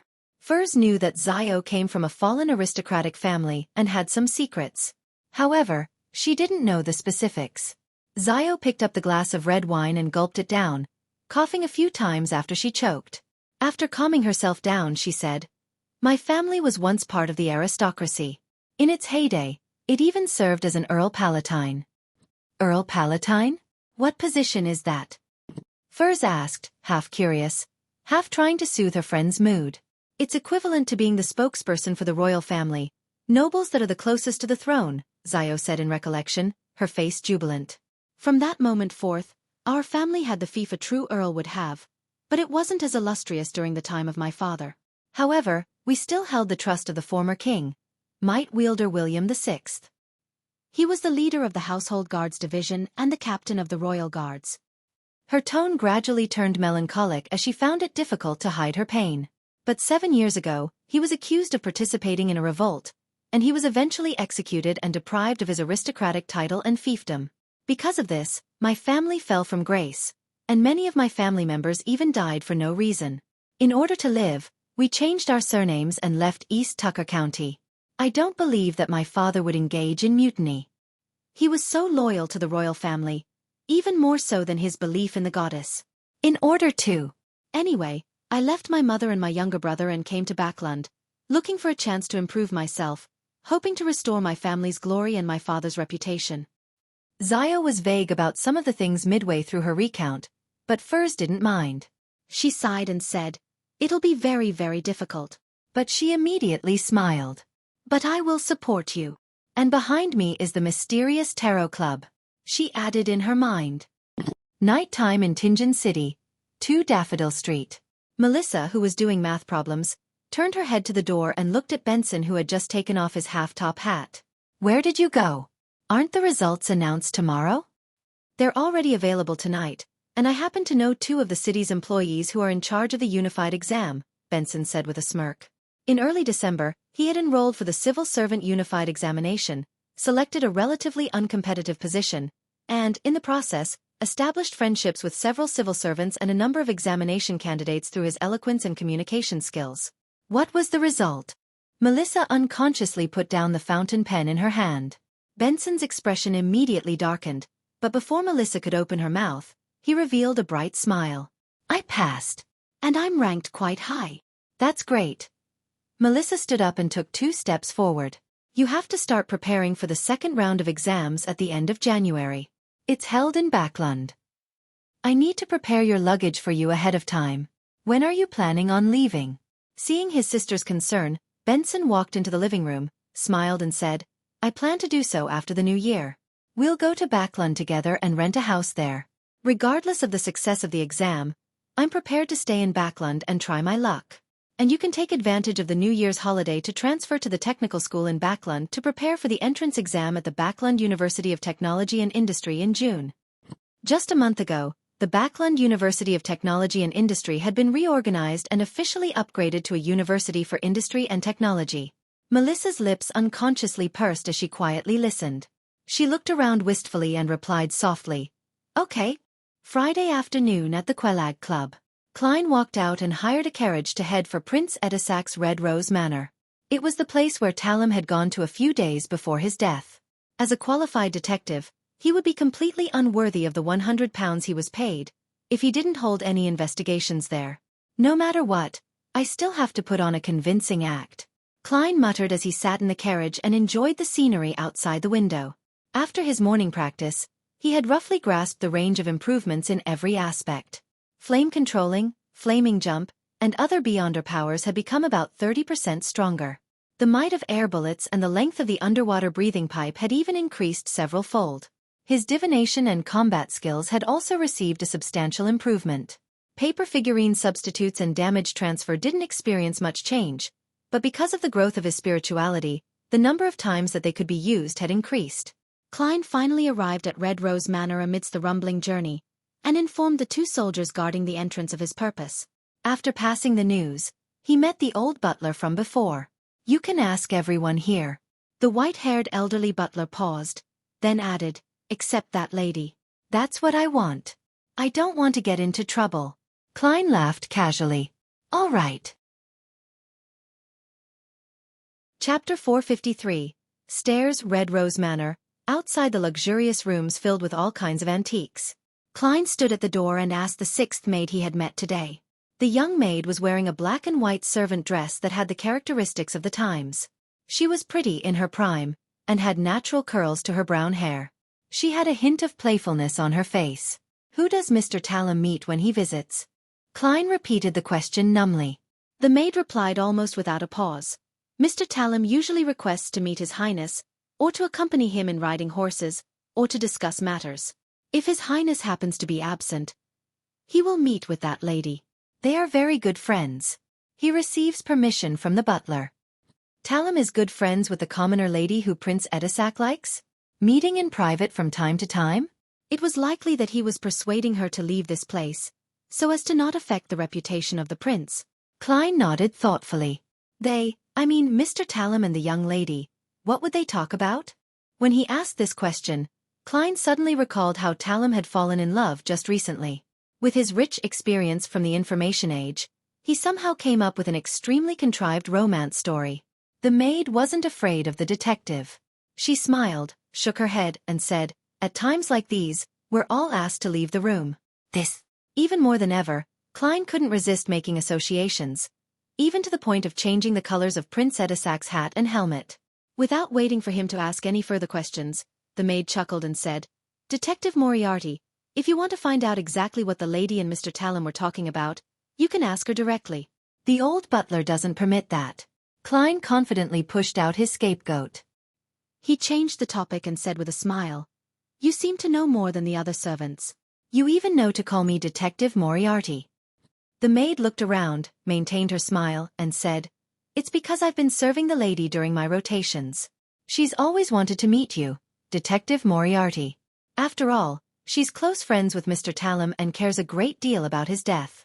Unfortunately, she always ends up missing you." "Always?" Klein was sensitive to the words always. Just happened, and missed. The maid nodded seriously and said, "The first time His Highness invited you to be his guest, she intentionally threw a tantrum and wanted to take advantage of the opportunity to walk downstairs to meet you. Who knew that you would leave in a hurry? Afterwards, she took the initiative to represent His Highness to place flowers on Mr. Talon's grave. But as she didn't know what you looked like, she wasn't able to find you. And today, she just happened to go to the golf course out back to relax on horseback. Otherwise, even if the butler didn't allow it, she would have tried to find a way to meet you. What a coincidence." Klein sighed as he suddenly grasped a crucial point.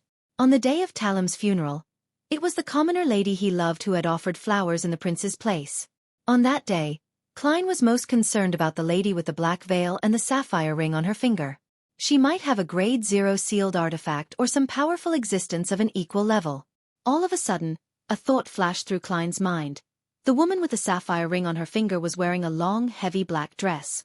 Accompanied by two maids, she slowly disappeared into the distance. One of the ladies had brown natural curls. The image of the maid quickly overlapped with the one in front of Klein, and it was abnormally identical. Klein's body tensed up, and sweat rolled down his back, but his expression didn't change at all. Using the abilities of a clown, he pretended like he was recalling the event, and he asked with a smile, "Were you with that lady on the day of Talon's funeral?" The maid replied without much thought, "Yes." "Damn, it's really her."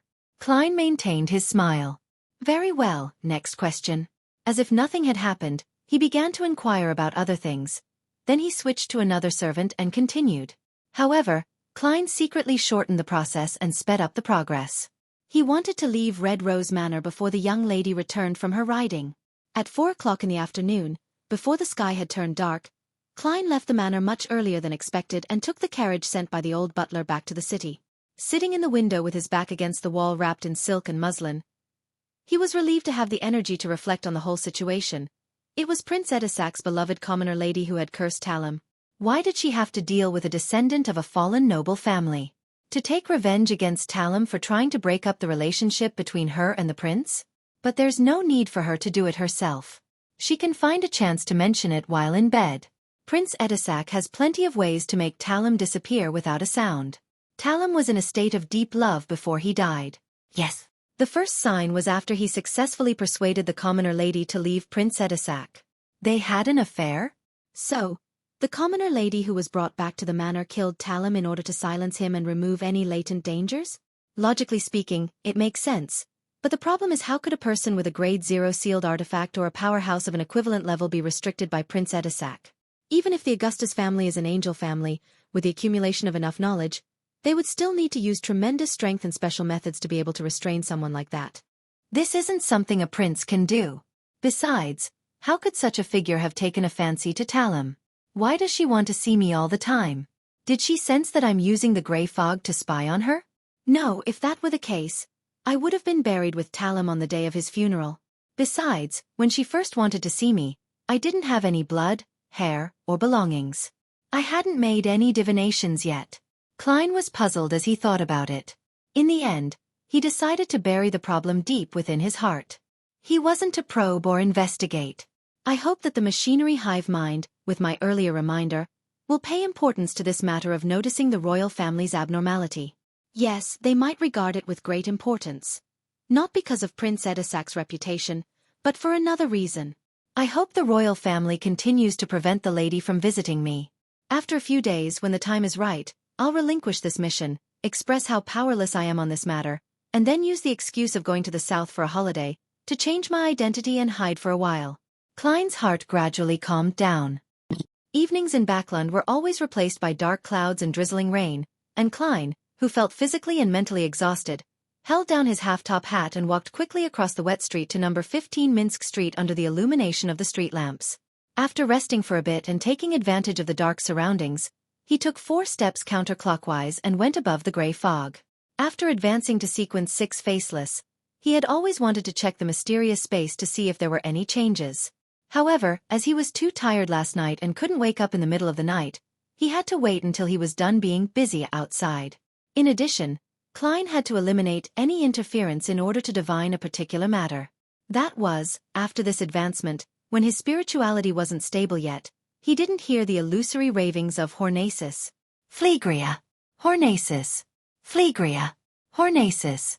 Phlegria. Anymore. He wanted to know if this was a natural change after ascending to sequence 6, or if there was some other reason. Within the majestic palace, the mottled bronze tables and the 22 high-backed chairs with different symbols on their backs stood quietly, as if they had remained unchanged since time immemorial.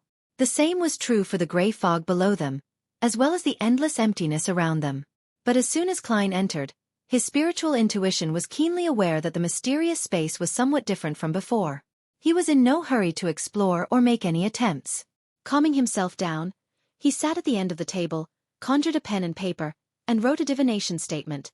The reason why I haven't heard any ravings after my advancement. Holding the piece of paper and muttering the sentence, Klein leaned back in his chair and quickly entered the dreamland with the help of cogitation.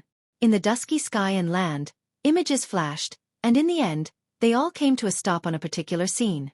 It was Klein, whose face and body was still covered in pale granules. He was surrounded by an illusory thin layer of gray fog that was undetectable. The dream shattered. Klein opened his eyes and roughly understood the reason. The gray fog has interwoven with reality, helping me block out the ravings that come from who knows where. After advancing to sequence 6, my connection with the mysterious space above the gray fog has become even stronger, thus bringing about certain changes and allowing me to naturally borrow a portion of its powers? From the looks of it, that should be the case. Yes, I should try to explore the area and see if there are any changes. Klein slowly stood up and followed his spiritual perception, walking in a certain direction outside the ancient palace. Beneath his feet was the gray fog that spread out like the sea. He finally decided to stop after walking for an unknown period of time. However, when he gave up on exploring, a light suddenly flickered at the end of the path. In his joy, Klein quickened his pace and approached. 7 or 8 seconds later, he saw a flight of stairs that seemed to lead to heaven. The staircase was formed from pure light. It was wholly transparent and untainted, capable of shocking anyone's heart. There were only 4 levels as the staircase reached up into the void, and each level was rather high, as though it was meant for creatures even larger than giants. Klein looked up, followed its path, and saw a layer of grayish-white fog, condensed and suspended in midair, as though it was supporting something. It was a significant distance from the staircase of light. The 4-stepped staircase represents my consumption of the sequence 9, sequence 8, sequence 7, and sequence 6 potions? What exactly is above that layer of fog? Klein cautiously advanced until he reached the staircase of light and stepped onto it. There was nothing odd about the steps, and they were as solid as stone. Klein went up the stairs, climbed up to the 4th level, and then tried to look up at the area above the gray fog. Unfortunately, his vision couldn't penetrate anything. He thought for a moment, then he took 2 steps forward and jumped up with all his might. However, the moment he left the staircase of light, he lost his momentum and his spirit body's flight instinct. He plummeted straight down and landed on the bottom layer of the gray fog. Looks like I need to advance another 2 to 3 other sequences. If sequence 4 really does result in a qualitative change, then I should be able to see after becoming a demigod. Klein looked up and made a judgment. Chapter 454. Who am I? After looking around, Klein, who had found nothing else, returned to the stone pillar-propped ancient palace. He sat at the head of the long bronze table with his eyes half closed. He examined his spirituality growth with the number of members he could draw in. Including the empty positions that I could handle from before, I can still recruit 4 new members. However, there are no suitable targets at the moment. Klein shook his head and muttered before returning to the real world to busy himself for a good dinner. After slicing potatoes, boiling beef, adding onions, and stir-frying them for a while, as well as sprinkling seasonings like sugar and pepper, Klein poured the prepared hot water into the saucepan, covered it with a lid, and turned the fire down. I have to admit that a magician's flame controlling is a good helper in the kitchen. Ever since I got it, my culinary skills have clearly improved. If it wasn't for the loss of control, the monsters, the searches, and the evil gods, the world would be at peace and perfect if everyone was dedicated to using their abilities without causing public damage. Klein sighed and left the kitchen to enter the living room. As the light from the wall lamp spilled out, Klein, who had been planning on flipping through magazines and wait for the appropriate time to throw in the potatoes, carrots, and the proper amount of salt, he couldn't help thinking about how to act as a faceless. Just after waking up this morning, my spirituality had completely stabilized. I discovered that although there aren't any signs of digesting the faceless potion in me, I do have a certain level of harmony.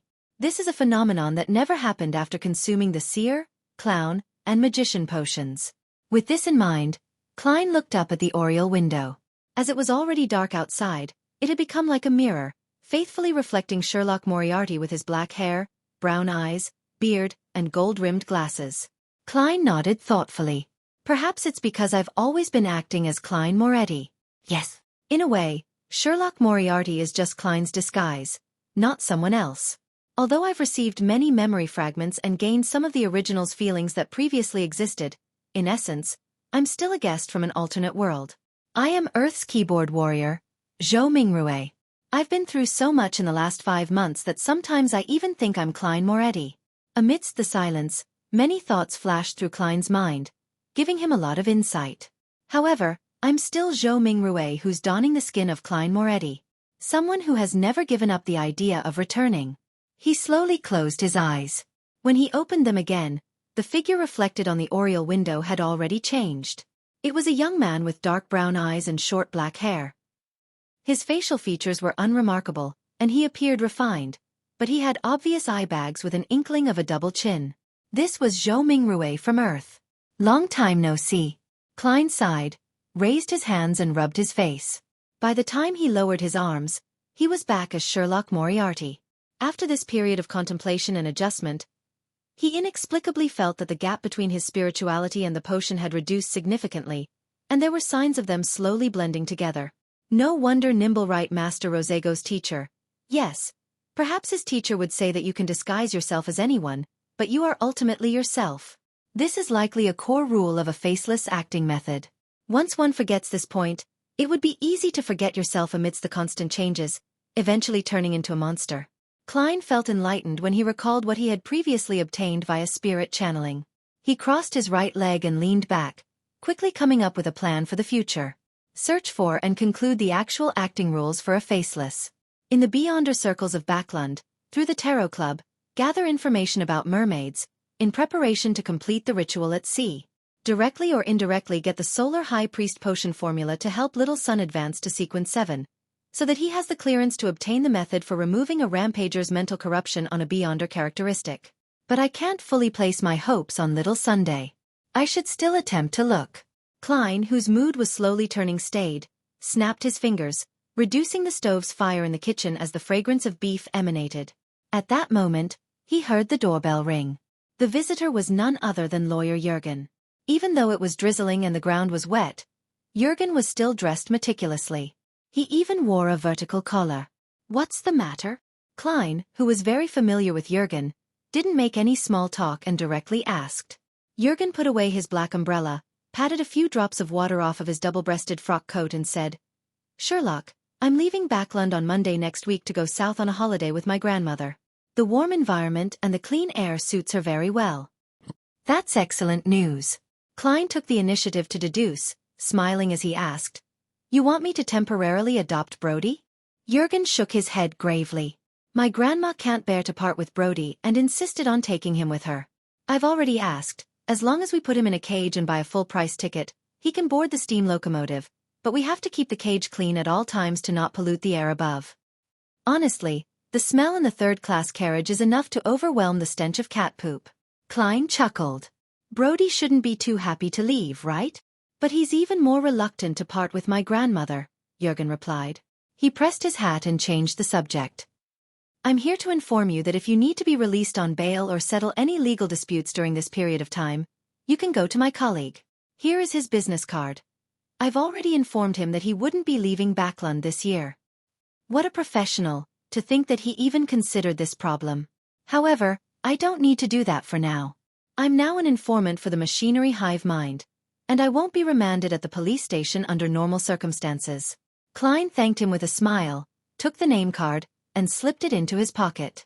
Jurgen didn't have any intention of chatting or entering the room. He immediately raised his hand and said, I still have to visit the rest of my clients. Sherlock, I'll see you tomorrow. No, I'll see you next year. Then, I must wish your family a happy new year in advance. Klein smiled and waved. After watching Jurgen leave with his umbrella, Klein closed the door and sat back down in the living room. At this moment, apart from the flame which was licking the bottom of the pot in the kitchen, there were no other sounds coming from the house. It was so quiet that Klein could hear the carriages outside moving in the distance. He looked around slowly and saw the coffee table, contracts, cupboards, pens, porcelain cups, dining table, chairs, and walls.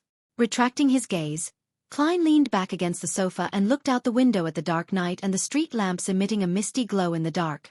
In the deep cold silence he sighed. The new year! The lightning gradually calmed down, and the darkness became the ruler of the earth. The exploratory team from the City of Silver finally reached their destination after a short but, at the same time, not short trek and numerous battles. On both sides of the street, most of the houses had collapsed. Only a few could barely hold on, but their surfaces were mottled with the dust of time. With the help of an animal hide lantern whose light didn't reach far, Derek Berg saw the completely collapsed walls and streets that were in such ruin that even weeds didn't grow. On both sides of the streets were half-collapsed houses, with a tiny minority barely standing. However, their surfaces were mottled and filled with signs of aging. The white and blue colors that formed the foundation of the coatings, the pointed structures which were different from the City of Silver, had already turned gray, making it hard for anyone to imagine their original appearance. However, Derek could figure out the city's past through such observations. It had definitely experienced a long history with a considerable number of inhabitants, developing its own civilization in the Dark Ages. The humans here took potions, built and repaired buildings, and defended the city wall. About 6 teams or more had explored the outside and hunted monsters in search of the necessary resources to survive. They would celebrate for any brief periods of calm, offering sacrifices to the gods and yearning for a response. They gave birth to the next generation, allowing hope to continue. However, in the end, they disappeared into the darkness, losing all their voices and leaving behind only ruins. The ruins were like a huge grave, burying a civilization that had struggled to survive but eventually vanishing dismally. Demon Hunter Colin looked around, his expression somewhat solemn, as though he saw the future of the City of Silver. He pointed ahead and said, "The other places have already been cleared. The temple is in the center of the city." The exploratory team dispersed a bit, but they still maintained sufficient order and didn't let down their guard. After passing through ruins that had been destroyed for an unknown period of time and went past streets so quiet that they drove people mad, Derek finally saw a high, wide, artificially made platform. On top of the high platform, there was a half-collapsed building. It looked extremely similar to the temples in the City of Silver. It had a dome propped up by pillars, creating an arched entrance. The style of the buildings here was completely different from that of the other buildings. It really is true that they later converted to the fallen creator. The thought had barely crossed Derek's mind when the 4 lanterns in the team went out at the same time. All of a sudden, the exploratory team was plunged into pure darkness. There was no lightning in the sky, the candles on the ground had extinguished, and all human breathing seemed to disappear at once. Derek's body immediately tensed, as he felt as if some monster had stuck its tongue out in the darkness and was trying to lick his scalp, but his spiritual perception told him that nothing real had appeared. At that moment, an immature, helpless, terrified, and dry voice sounded out by his ear. It was a child whispering, "Save me! Save me!" For a moment Derek froze, not knowing how to react, but in an instant, a coruscating glimmer of dust appeared before him. The dust exploded one after another, igniting a silvery white light that illuminated the surrounding area. Colin stared at Derek and said in a deep voice, "What's on your mind?" Derek instantly snapped to his senses and clasped his hands in shame and pressed them to his mouth and nose as if in prayer. His body immediately emitted rays of clean, pure light, causing the surrounding darkness to silently disperse. The other team members seized the moment to reignite the candles.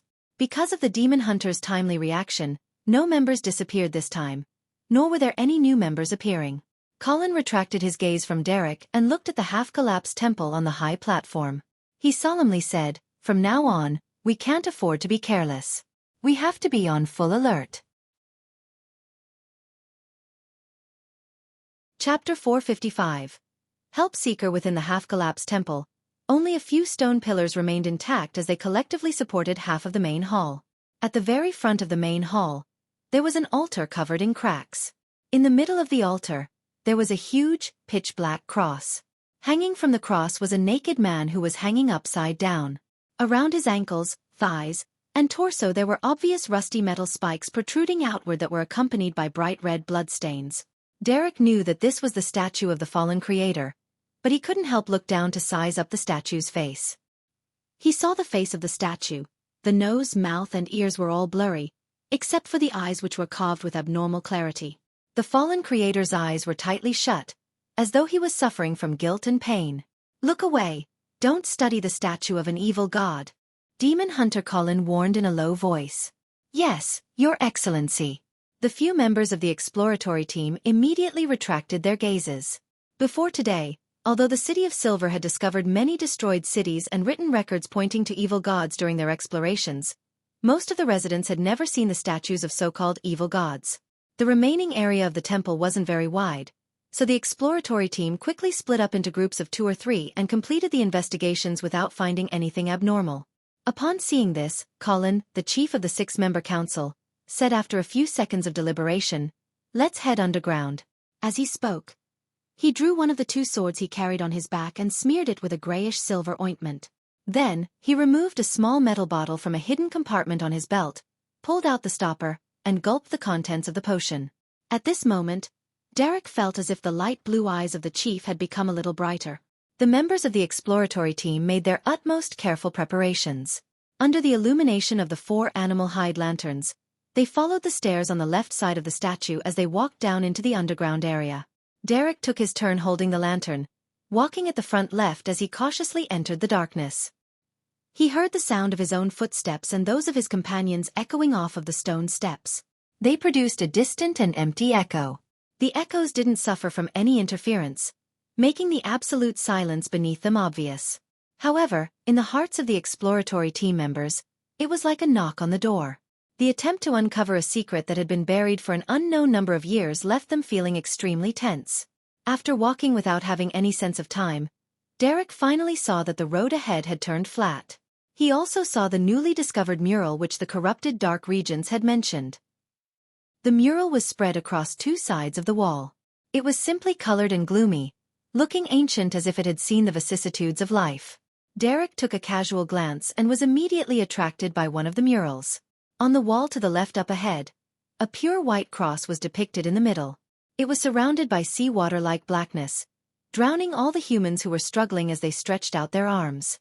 Hanging upside down from the cross was the fallen creator. The rusted nails and blood-red stains were no different from the statues in the outside world. But in this mural, the fallen creator was suffering from a black erosion, so much so that part of the white of the cross had become pitch black. In addition, the cross supported a hazy piece of land, and countless humans were kneeling and praying to the fallen creator. Around the mural, in the deepest part of the darkness, there were 6 figures akin to evil gods. In the upper left corner was a woman wearing a black, classical dress. Her clothes were layered but not complicated, and it was embedded with a starry sheen. Her body was relatively ethereal, with signs of rippling outward. Her face was blurry, as though she was wearing a mask without any facial features. The darkness around her surged as one strange eye after another faintly became discernible. Directly above was a young man wearing a pure white robe. His face was painted with a pure gold color, and there were tentacles in the form of light growing out of his skin. In his hands was a putrid green book and a radiant spear, and his chest and back were inverted. In the upper right corner was a trident-wielding monster with an octopus-like head, wide eyes, and a body wrapped in lightning. The feathers of countless birds formed his cloak, and the darkness turned into waves that supported the bottom of his feet. At the bottom right was a supple and beautiful woman. Her chest bulged, propping her clothes up. In her arms was a rotting baby, and at her feet were black ears of wheat, spring water squirming with flesh, herbs dripping with pus, and wildly mating animals. Directly below was an old man wearing a hood that revealed his mouth, wrinkles, and a white beard. The old man held an open book, and on top of it was an eye that was the symbol of omniscience. At first glance, this old man looked the most normal, but the smile on his face was indescribably evil. At the bottom left was a giant warrior in tattered armor. He held a long sword and was sitting on a throne with bleak dusk as its backdrop. What this mural means is that when the cataclysm struck, the evil gods climbed out of the abyss. In order to save the people of the world, the fallen creator had suffered the vast majority of the sins and pain, and as a result, showed signs of being corrupted and having his image change. But, I think he is the worst evil god. Carrying an animal hide lantern in his hand, Derek looked at the mural on the wall as he walked. He realized that the description was identical to Dark Regence's description, with the core theme being that the place where they were had not been abandoned by the gods.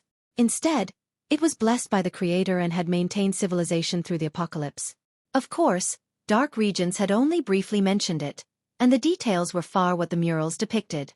Throughout the entire process, Derek didn't let his guard down. He prepared himself in case any accidents were to happen so that he could respond immediately. Under the dim yellow light of the candle, the exploratory team went through many corridors, halls, and rooms one by one, delving deep into the temple's basement. Suddenly, a semi-open gray stone door appeared in front of them. Outside the door, a cluster of beautiful mushroom-shaped objects grew. They were palm-sized, with white stems and bright red heads, sparkling with dark golden specks.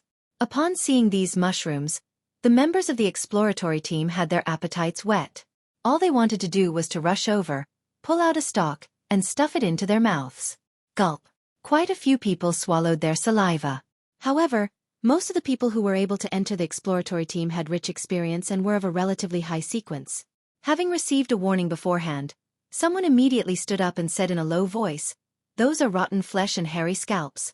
Derek knew this teammate and that his name was Joshua. He had successfully traded for a mystical item from a particular exploratory expedition. Joshua stretched out his left, scarlet-gloved hand at the door. With a flash of light, a burning fireball quickly took shape and shot out, landing directly on those extremely tempting mushrooms. Boom! The ground trembled slightly, and an inferno spread out to cover the space of 2 meters. By the time the fire subsided, all of the mushrooms had already disappeared, leaving only bits and pieces of flesh and blood. It left all of the Beyonders, who nearly failed to resist the temptation, disgusted. Demon Hunter Cullen didn't interfere with the actions of the team. He quietly watched from the side, nodding from time to time. Why would there be mushrooms made from flesh and hair? Where did the flesh and hair come from? Joshua withdrew his left palm and muttered to himself in confusion. Another member of the team made a bold guess. The original inhabitants of this city? It's possible. Perhaps their deaths were a result of turning into pure flesh and hair. Derek agreed inwardly. After a brief discussion, the exploratory team split into several groups and cleaned up the hall outside the gray stone door. After doing all this, they regrouped and slowly passed through the door, ready to engage in combat at any moment. Behind the door was a place that looked like an altar. The surrounding light could hardly dispel the darkness of the region, which seemed to hide something unknown. Above the altar, a similar pitch-black cross and an upside-down fallen creator was erected there. Carrying an animal hide lantern, Derek stood the closest as he instinctively swept a glance. His gaze suddenly froze because he discovered that the fallen creator statue here was different from the one outside. Its eyes were open. He had blood-red eyes and black pupils, staring straight at any intruders like it possessed life. Tat, tat, tat. Derek heard the chattering of teeth. He originally imagined that it came from a team member, but he soon realized that he was the one trembling. Although he didn't understand much about the evil god's dangers, his teeth were instinctively chattering at that instant. Tat, tat, tat. His teammates reacted similarly. At that moment, a speck of powder floated into the air. Demon Hunter Cullen clenched his fist. Boom! As the sound of thunder reverberated through the air, Derek and the others suddenly snapped to their senses, escaping their nightmare state from earlier. Before they could investigate the area, the sound of weeping could be heard from behind the altar. Sob, sob, sob. Sob, sob, sob. In the chilling silence, Demon Hunter Cullen calmly ordered, "Derek, Joshua, go around and take a look." As a chill went through his body, Derek held the animal hide lantern and the axe of hurricane in his hand. Together with Joshua, he slowly walked around to the back of the altar. As the darkness was gradually dispersed by the light, they saw a black figure curled up behind the altar. After taking 2 steps forward, the shadow revealed its original form. It was a 7 or 8-year-old child, with soft yellow hair. He closed his eyes, as though he wasn't used to the light as he shouted in excitement, "Save me! Save me!" Derek's pupils shrank, and when he thought of the cry for help he had heard in the pure darkness earlier, he subconsciously lifted his axe of hurricane. At this moment, Demon Hunter Colin took a step forward and solemnly asked, "Who are you?" The child stopped pleading for help and said reminiscently, My name is Jack." After dinner, Klein put on his coat and hat in preparation to head out. He was going to find Miss Sharon, resolve the problem of the Baronet digging up a tunnel, and ask for clues about mermaids. He wanted to complete these matters before Detective Sherlock Moriarty headed south for a vacation. Chapter 456. Playing ghosts outside the Bravehearts bar. A rental carriage briskly drove by. Inside the carriage, Klein, who was wearing a half-top hat, was sitting opposite Sharon, who was still wearing her black Gothic regal dress. Looking at the expressionless and pale face of his former bodyguard, Klein was at a loss on how to exchange pleasantries. He could only go straight to the point. "I'm done with my preparations." Although Sequence 6 Faceless had only given him 1 beyonder ability, all the powers he had before had experienced a clear upgrade, resulting in a great improvement to his strength. This was the best form of preparation. However, a Faceless powers could be deemed a godly skill in certain situations. For example, when being pursued or trying to infiltrate, Klein couldn't help but let his imagination run wild. Sharon listened quietly and simply said, "Tonight?" She spoke with a slight rise in intonation towards the end to indicate an inquiry. "If it's fine with you, then I'm fine as well," Klein responded, prepared. "All right."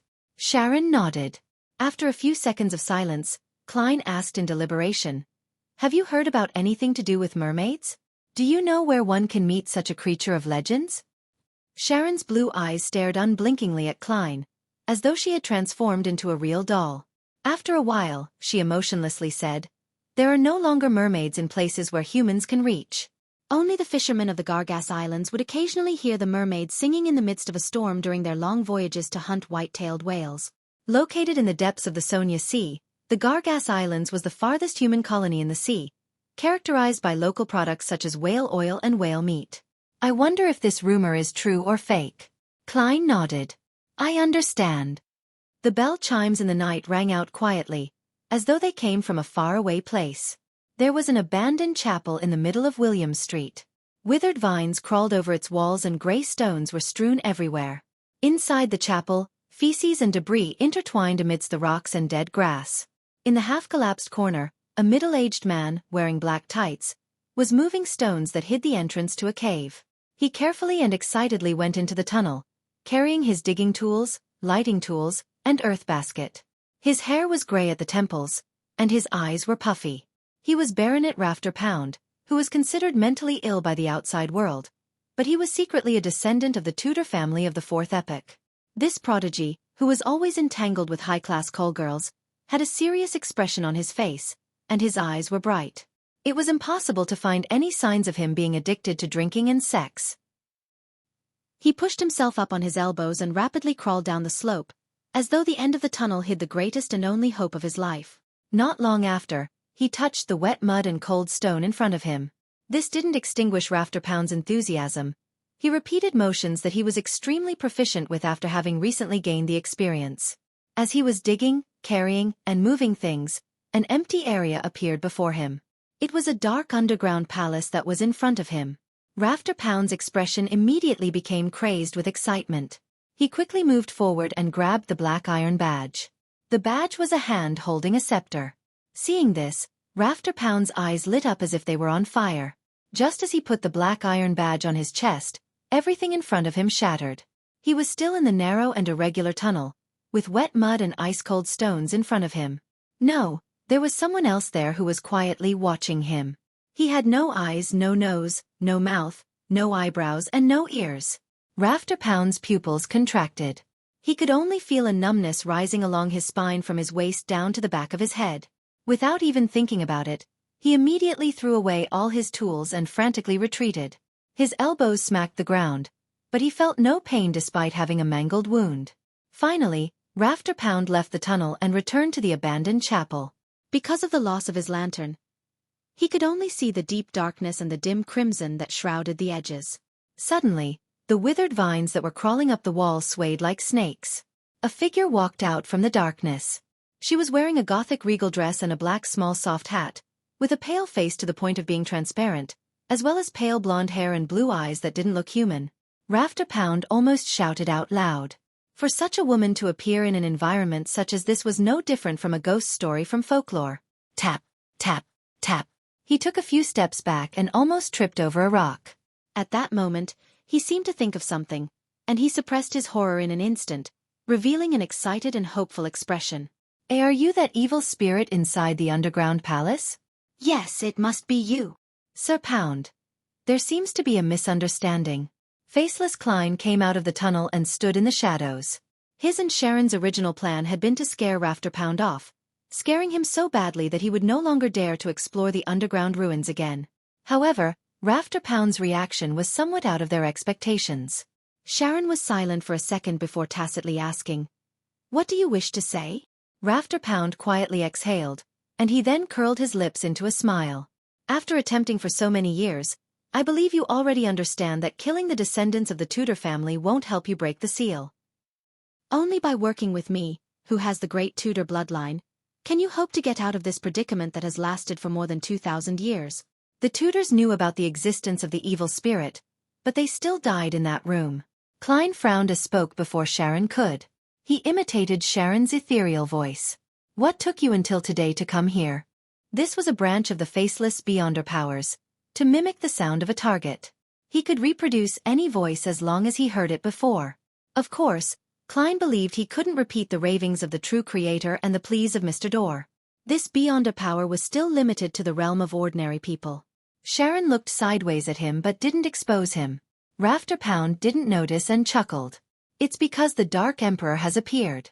Fate tells me that the glory of the Blood Emperor will appear once again. Is there some logical connection?" Klein had an inexplicable feeling that Rafter Pound was more like a madman than before. He asked in Sharon's voice again, "Dark Emperor?" "Ha ha." Rafter Pound laughed. "Yes. Hero Bandit Dark Emperor. He must be closely related to the real Dark Emperor." "Why don't I know that?" Klein felt amused. He thought for a moment, then he stopped asking, giving up the right to ask questions. Sharon, for some reason, remained silent. Upon seeing this, Rafter Pound was overjoyed as he quickly asked, "So, what's your answer?" "I refuse," Sharon replied emotionlessly. Rafter suppressed his anxiety and tried to persuade her again. At this moment, his eyes suddenly glazed over as he abruptly took a few steps to the side, arriving at a relatively intact stone wall. "This." Klein and Sharon noticed an abnormality at the same time. They responded in their own ways, one pulling out a revolver and pointing it at Rafter Pound, the other filling the ruined chapel with a crimson lunar brilliance. Rafter Pound didn't even look at them. He faced the stone wall and slammed his head into it. Thump, thump, thump. He slammed his head 3 times in a row and fainted with blood dripping from his forehead. Then he got up again. His eyes were bloodshot for some unknown reason. Rafter Pound raised his right hand and wiped the blood from his forehead, covering his palm with blood. He stuck out the tip of his tongue, licked the scarlet liquid, and said in an intoxicated manner, "A member of the Tudor bloodline sure is delicious. It's really intoxicating. It will allow my loathing to exceed its limits to the greatest extent, and it will help me temporarily expand the boundary of the seal." Klein's muzzle was aimed at him as he asked in a stunned tone, "The evil spirit in the ruins?" Blood trickled across Rafter Pound's face, and he laughed horribly. "You guessed right. Before, I judged that you were weak and wanted to corrupt your mind and enter your dreams to tempt you into rescuing me. Who knows, heh, you're also a person with a secret. Don't be so direct." Klein subconsciously glanced at Sharon, but he found nothing out of the ordinary about her. "What do you want to do?" Klein asked directly. "The evil spirit side. I'm an innocent person who was harmed because of a Lista Tudor's ambition. Due to the constraints of my corpse, I've been trapped in that underground ruin for nearly 2,000 years. I hope that you can help me out of this predicament and allow me to become a free spirit. I swear, I won't involve innocent people." After saying that, he looked at Sharon with his bloodshot eyes. "You should be a wraith from the mutant pathway. The next stop is a critical point to becoming a demigod. I'm not sure if you have the puppet potion formula, but I can help you obtain it. I can even be a part of your ritual. That is the reward I can promise you. Puppet. Sequence 4 of the mutant pathway is called Puppet? What a strange name. Klein muttered inwardly. The evil spirit turned to look at him. You will similarly be rewarded. It's an object that can be considered mystical and precious, and because of some sort of attraction, its holder came to the underground palace and died by the side of the Tudor descendants. This is what it looks like. As he spoke, the evil spirit spread open the palm of his hand, causing the crimson moonlight to form a scene. Inside the picture, there was a normal-looking tarot card. The image on it was completely different from the others. Sitting inside a chariot wasn't a king, but rather a male priest wearing a dark red robe. The priest looked like Roselle Gustave. This, a card of blasphemy. Klein's eyes instantly shifted. He saw that the starlight in the upper left corner had condensed into a line of text. Sequence 0, Red Priest. Chapter 457. Information provided by the evil spirit Sequence 0, Red Priest. Which pathway's Sequence 0 is this? I've learned the true name of another Sequence 0. Of course, the pretext is that the evil spirit isn't lying. It said that the holder of the Red Priest card would seek out the underground ruins of the Tudor family due to some form of attraction, but they ended up dying in that room. This should be the law of convergence of Beyonder characteristics within the same pathway, right? No, Emperor Roselle had apparently mentioned that after advancing to become a high sequence Beyonder, possessing a corresponding card of blasphemy would allow them to subtly sense the Beyonder ingredients needed for subsequent sequences. In other words, the room where the evil spirit is sealed has a demigod-ranked characteristic of the Red Priest, path of the divine hidden within. Perhaps, the evil spirit was a demigod of this pathway when it was still alive, and it might even be a little stronger. The subtle sensation provided by the card of blasphemy is probably a result of the law of convergence. Klein suddenly thought of many things. He subconsciously turned his head to look at Sharon to see her reaction. By doing so, he could determine if she knew about the card of blasphemy and whether she understood the meaning of a Sequence 0. However, there was no change in Sharon's nearly transparent face. It was as if the evil spirit had just shown an ordinary tarot card. However, this actually implies something. When any Beyonder first come to learn of a Sequence 0, they will subconsciously think about what it represented. Perhaps only a Beyonder in the spectator pathway can read the subtle body language of Miss Sharon. Klein sighed to himself.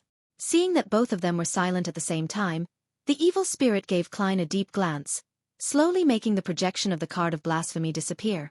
It once again looked at Sharon with its bloodshot eyes and said with a low and hoarse laugh, "If you are unwilling to become a demigod of the mutant pathway, then I can provide you with the Sequence 4 potion formula of the Abyss pathway. The temperance of desire and the flamboyance of malice has always been very congruous, isn't it?" Sharon ignored the evil spirit's question and turned unhurriedly to Klein, leaving him to respond. What the evil spirit means is that the mutant pathway and the Abyss pathway are closely related pathways which are exchangeable at high sequences. How the Rose School of Thought and the Blood Sanctify sect act on the surface does seem very similar. Klein thought for 2 seconds and looked at the bloodied rafter pound. Then, how can your seal be removed?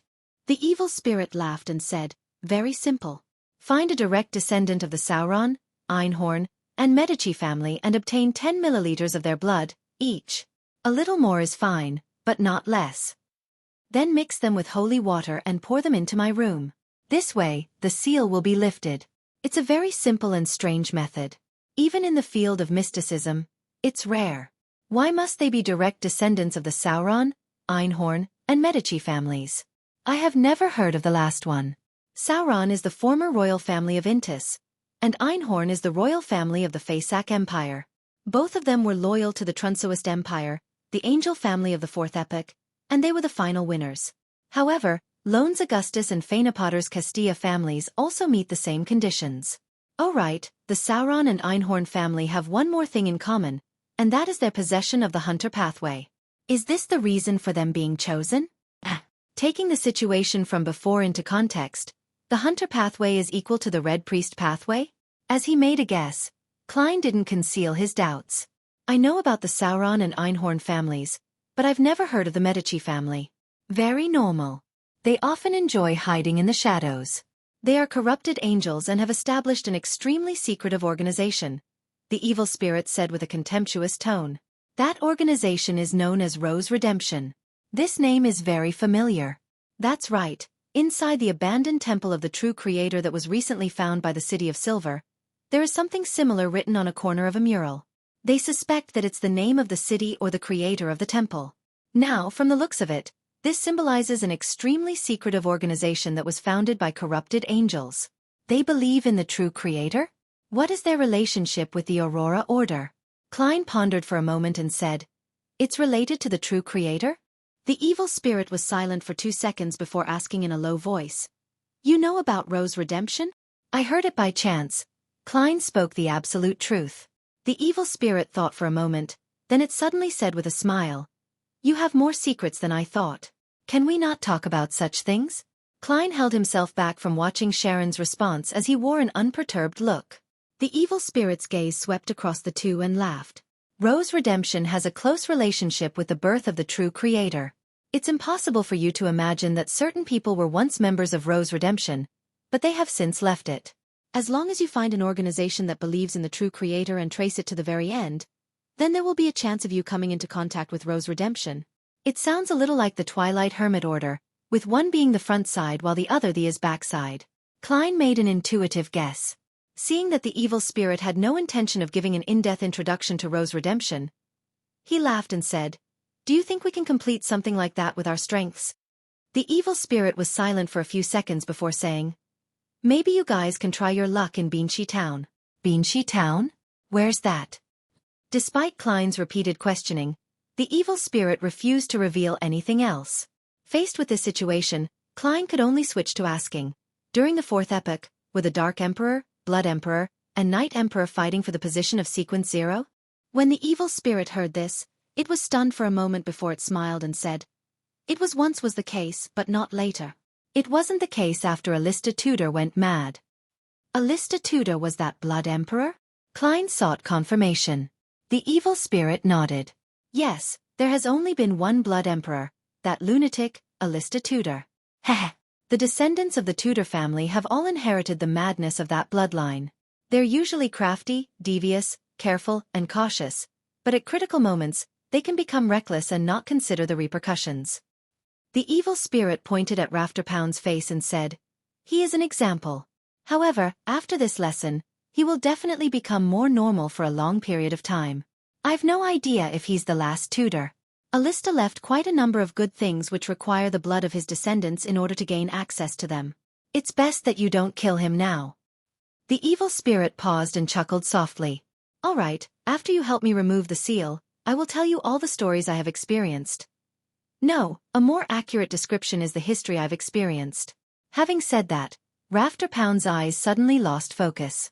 His body twitched a few times before limply collapsing to the ground. Sharon silently watched this scene before she suddenly took a step forward. Whoosh! The wind howled as the dirt and rocks on the ground began to move before falling into the underground tunnel and sealing off the entrance. After that was done, Klein and Sharon left William Street and took a detour to another block in the silent darkness. When Klein boarded the rental carriage, Sharon's figure appeared, and she sat across from him. She looked unblinkingly at Klein as she asked with her hoarse and ethereal voice, "Will you help it lift its seal?" No. Klein didn't hesitate to reply, and then he asked, "What about you?" Sharon shook her head, indicating that she wouldn't either. Klein heaved a sigh of relief as he smiled. "It's already been dead for about 2,000 years, and right now, it's just a remnant of an evil spirit. Dispersing or returning to the spirit world is supposed to be its end. My plan is that once we become high-sequence Beyonders, we can team up and eliminate it, giving it true deliverance." Although the Red Priest card, the hidden history of the Fourth Epoch, and the evil spirit's promised rewards were tempting, Klein had no confidence in it at all. In his mind, he would always recall the scene of the evil spirit's corpse sitting on a high-backed chair with its head lowered. He would also remember how the other party's face would be covered in traces of decay when he raised his head. Sharon tersely acknowledged, giving the necessary response. "Aren't you supposed to ask me why I'm so confident in becoming a high-sequence Beyonder?" Klein couldn't help but lampoon. And the answer to that question was that people needed to have dreams. Klein no longer bothered with the topic and switched to asking, "Is the Wraith's corresponding sequence 4 really puppet?" Sharon nodded. "Do you have the potion formula or Beyonder ingredients?" Klein asked in thought. Sharon shook her head. Klein let out a soft chuckle. I'll help you keep an eye out for it in my circle.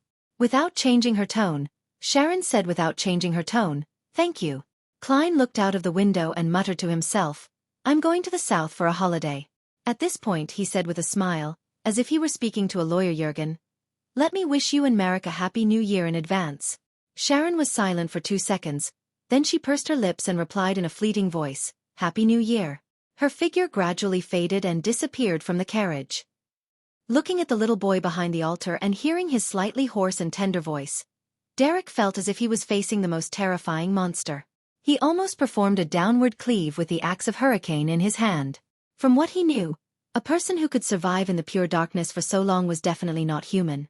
Even if he was one before, it definitely wouldn't be one after that long. Demon Hunter Colin's eyes seemed to brighten a little. He tightened his grip on his sword and asked in a calm voice, What are you doing here? The yellow-haired boy who called himself Jack had a pained expression as he replied, We're looking for the holy residence of the Lord. The holy residence of the Lord? Colin pressed. Right. The little boy Jack turned his head and looked at the pitch-black cross and the statue of the overturned man. They told me that as long as I go in the direction that the Lord's eyes look in, then I will be able to reach his holy residence. You still have companions? Colin's eyes moved one full revolution as if he were a monster, taking in the surroundings. Where are they? Hearing this question, the little boy Jack was stunned for a moment. Suddenly he held his throat, and with a twisted blank look on his face, he said, I'm so hungry. So hungry. Chapter 458. An ancient sanguine so hungry. Amidst his trance-like words, Jack raised his head and looked at Joshua, who was wearing a pair of scarlet-red gloves. So hungry. His mouth opened in an instant, reaching straight to his ears, revealing his neat white teeth and thick saliva that was constantly gushing out of his mouth. At the same time, he threw himself forward towards Joshua. He was so fast that he left behind an afterimage on the ground. Although Joshua was on high alert, he wasn't able to react in time. Before he could even make out what was happening, the little boy, Jack, had already pounced in front of him. Thump! The yellow-haired figure seemed to slam into an invisible wall, stopping only a step away from Joshua. Jack suspended himself in midair as a reddish glow from the darkness emerged from his body and started to corrode the transparent barrier that was denying him entry. Behind Joshua and Derek, Demon Hunter Colin had already fallen to one knee at some point. He had stabbed his sword, smeared with a silver ointment, into the ground. Soon after, the area around the altar instantly brightened, as if it was the purest ray of the light of dawn. Colin suddenly drew his sword, and his figure strangely split apart, turning into a series of afterimages that spread out around the altar. Every single figure raised the sword in their hands at the same time and, combined with the light of dawn in the vicinity, released a bright glow. So. One sword after another was thrust forward as the light of dawn converged towards Jack from all directions, encircling him in the middle. Under the brilliance of the rising sun, the black and red figures quickly evaporated, disappearing under the storm-like barrage of attacks. In the underground hall where the altar was located, the brilliance became abnormally bright, so bright that Derek Berg couldn't help but close his eyes. With a sudden jolt, he suddenly woke up from his slumber and saw a bonfire quietly burning in front of him and his teammates, who were diligently guarding the camp. Demon Hunter Colin, who was sitting cross-legged beside a stone pillar, opened his eyes and said in a deep voice, We will set off after 50 rounds of lightning. Upon hearing this, Derek looked up at the sky and found that the frequency of lightning hadn't significantly increased. Darkness remained the ruler of this land. When he thought of the city he was about to arrive at and the temple of the fallen creator, he couldn't help but feel slightly nervous. After spending some time calming himself down, Derek quickly ate his food and recovered his combat-ready state. I wonder what will happen in that temple.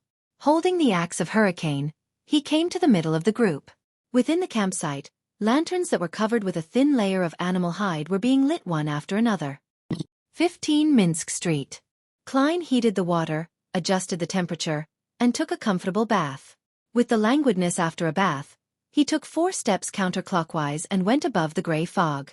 He intended to use divination to make a confirmation about the evil spirit's matter. In the silence of the ancient palace, Klein leaned back in his chair and began to seriously consider which divination method to choose and how to design the divination statement. It had to conform to the principles of mysticism, It shouldn't involve subdivision or elimination, and it had to contain sufficient information. After a short period of silence, Klein leaned forward and wrote down what he wanted to confirm. The evil spirit in the ruins harbors strong malice towards Sharon and me. He undid the spirit pendulum on his left wrist, gripped it with one hand, and began entering cogitation. After muttering to himself for a while, he opened his eyes and looked forward. This time, the topaz pendant was wildly rotating clockwise. This meant that the evil spirit's malice was stronger than Klein had imagined. At that time, there was nothing abnormal about the spiritual intuition we had. That evil spirit is also a powerhouse that's good at interfering with divination and prophecy.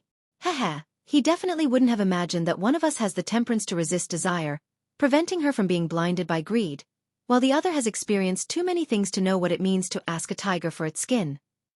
With a sigh, Klein returned to the real world and laid down on his bed. Unfortunately, the heat brought by the sunbroach is only a psychological feeling and can't warm the bed. Before he fell asleep, he closed his eyes and thought with regret. South of the bridge, Rose Street, Harvest Church. After Emlyn White wiped the last chair, he straightened up and eagerly said to Father Yutravsky, "I've finished doing today's chores." "Damn, old man, don't you suddenly get ideas of getting me to copy the Holy Bible?" Emlyn prayed inwardly. The object of his prayer had unwittingly changed from the moon to Earth Mother. Father Yutravsky stood there, making the vampire look like a child. He smiled and said, "Recently, you've been able to experience the joy and relaxation of working with dedication and gratitude. Go back and quietly feel the pulse of life and the pure joy that comes from it." I haven't. Emlyn denied on reflex. Without saying anything, Father Yutravsky looked at him with a kind smile, turned and took a seat, and then began his nightly prayer. Emlyn White's lips quivered as he wanted to refute, but in the end, he failed to say anything. He silently left the Harvest Church and habitually closed the door. When he returned to his current residence, he found that the house was empty. Both his parents had disappeared without a trace. It was only after witnessing this scene that he remembered that there was going to be a Sanguine gathering in the Backlund area tonight. Those fellows are really disgraceful. As noble Sanguine, they should sleep in coffins or stay in their own rooms. Why are they mimicking humans and holding all kinds of gatherings? There's even dancing. Emlyn muttered contemptuously. As he spoke, he touched his belly and swallowed a mouthful of saliva before deciding to change into some clothes to attend the gathering. The Odora family sure is enviable. They actually have a pure human partner who runs several hospitals and has fresh blood every day. They can drink as much as they want, anytime they want. Emlyn put on his black top hat and quickly walked out of the house. Westborough, in a brightly lit villa. Emlyn picked up a glass with scarlet liquid and hungrily took a gulp of it. It really has been pre-selected. He half closed his eyes, sighing in praise from the bottom of his heart. At this moment, on the dance floor, handsome men and beautiful women were dancing, twirling and taking slow steps with each other under the romantic music. What's the point of all of this? Emlyn stood at the edge of the railing on the second floor, looking down at his kinsman. As the largest city in the world, Backlund had many vampires living in it. They hid in all walks of life and had completely integrated into human society. As for those who were unable to control their own destructive urges and bloodlust, they were either sent to castles deep in the mountains or were dealt with in advance to prevent the Nighthawks or other official Beyonder organizations from finding clues. As he looked at his fellow kinsmen, who were growing more spirited as the night went on, Emlyn increasingly felt like there was nothing in common between him and them. At that moment, the host of the banquet tonight, Cosmio Dora, walked over with a wine cup in hand. Smiling, he asked, "Do you like tonight's wine?" Of course, its owner is young enough and possesses great vitality. Emlyn straightened his back and assumed a noble posture. Based on appearances, Cosmio Dora was a very gracious middle-aged gentleman, but Emlyn knew that he was over 200 years old. He had once seen Intis under the rule of Emperor Roselle, and then he moved to Lone because he had lived for too long and feared that his neighbors would discover something was wrong about him. Upon hearing Emlyn's praise, he smiled and said, "Yes, its owner is a young lady who was stabbed by a thief and nearly lost her life. Fortunately, she met me, and this is the price she needs to pay for her recovery. You can have a taste of the wine over there, as well as the wine over there. The owners are from Balam and Fainapotter respectively. They have different flavors." Fainapotter? Mother Goddess, the humans there love chili so much that their blood has a spiciness that I can't stand. Mother Goddess, as he spoke, Emlyn suddenly paused, his expression instantly turning blank. The corner of Cosme's mouth twitched, and he pretended not to hear anything. In the awkward silence he cleared his throat and said, "Emlyn, that's just your imagination. By the way, my grandfather wishes to meet you." "Your grandfather?" Emlyn was startled for a moment, but he then immediately widened his eyes. "Lord Nibs?" Nibs Odora was a powerful Sanguine who had been active in the Fourth Epoch, but the times had corroded his life and forced him to lie in a cold coffin for extended periods of time. Cosme nodded solemnly. "Yes." With that, he turned and walked to another staircase on the second floor, not considering the possibility that Emlyn might refuse him. Emlyn followed, a little nervous and uneasy, thinking about the purpose of Lord Nibs's summons. Has he finally understood that the honor of the Sanguine is more important and has decided to help me get rid of Father Yutravsky's psychological cue? As he walked, Emlyn White developed a strong sense of hope. Following the stairs to the underground area, Emlyn White passed through a few secret doors and entered a large gray hall. In the center of the hall was a heavy coffin made of black iron, engraved with symbols and magic labels. After Cosme Odora reported Emlyn's arrival, a heavy and aged voice slowly came out from the coffin. "Emlyn White, do you know why I summoned you? Honorable Lord Nibs, I imagine that you are planning on helping me remove the psychological cue." Emlyn responded without hesitation. Silence reigned in the underground hall for a few seconds. Then Nibs Odora, who was lying in the coffin, chuckled and said, "That's one of the purposes, but it won't be me helping you. I just woke up from a long dream because I received a revelation from the ancestor." "Ancestor? Sa has awakened?" It wasn't Emlyn who exclaimed in surprise, but Cosme Odora. After the cataclysm, doesn't the ancestor only respond to important matters? Emlyn listened in bewilderment. "No, not yet," Nibs said in a heavy voice. "The ancestor told me that the apocalypse is near and that we must prepare for it. And you, Emlyn White, are one of the key elements in the ancestor's revelation." "Apocalypse?" Cosme asked in surprise. But Emlyn only had one thought. "I, Emlyn White, was actually mentioned by the ancestor. I am a key element for the sanguine survival of the apocalypse." Nibs ignored his grandson's question and continued, "Emlyn White, I'll hand you a task right now. Please speak." Emlyn felt that he was being too modest. Even after hearing what had just been said, he didn't show any arrogance in front of Lord Nibs. Nibs Odora solemnly said, "Find a chance to pray to the fool." "Ah." Emlyn suspected he had heard wrongly. Nibs lowered his voice and added, "The fool whose honorific name has only recently been spread." Chapter 459. Letting a chance slip. Although I have always had the urge to pray to the fool to get rid of the psychological cue that Father Yutravsky gave me, I also know very clearly that it's dangerous to recite the honorific name of an unknown being. Not all hidden existences will start with bait and slowly provide guidance. In such matters, they are often like sharks in the sea, who would go mad and lurch forward once they smell blood. But now, Lord Nibs, no, what does the ancestor want? Emlyn White said, finding it rather ridiculous. It will be very, very, very dangerous. Inside the black iron coffin, Nibs Odora replied with an aged voice. Yes, under normal circumstances. But not all hidden existences are filled with malice. Among them, they will similarly abide to rules and enjoy transactions. For example, the 7 pure lights of the spirit world. Since the ancestor has given such a revelation, it means that the danger that the fool can bring is not too serious, or even none. And during this entire process, I will always be by your side to protect you.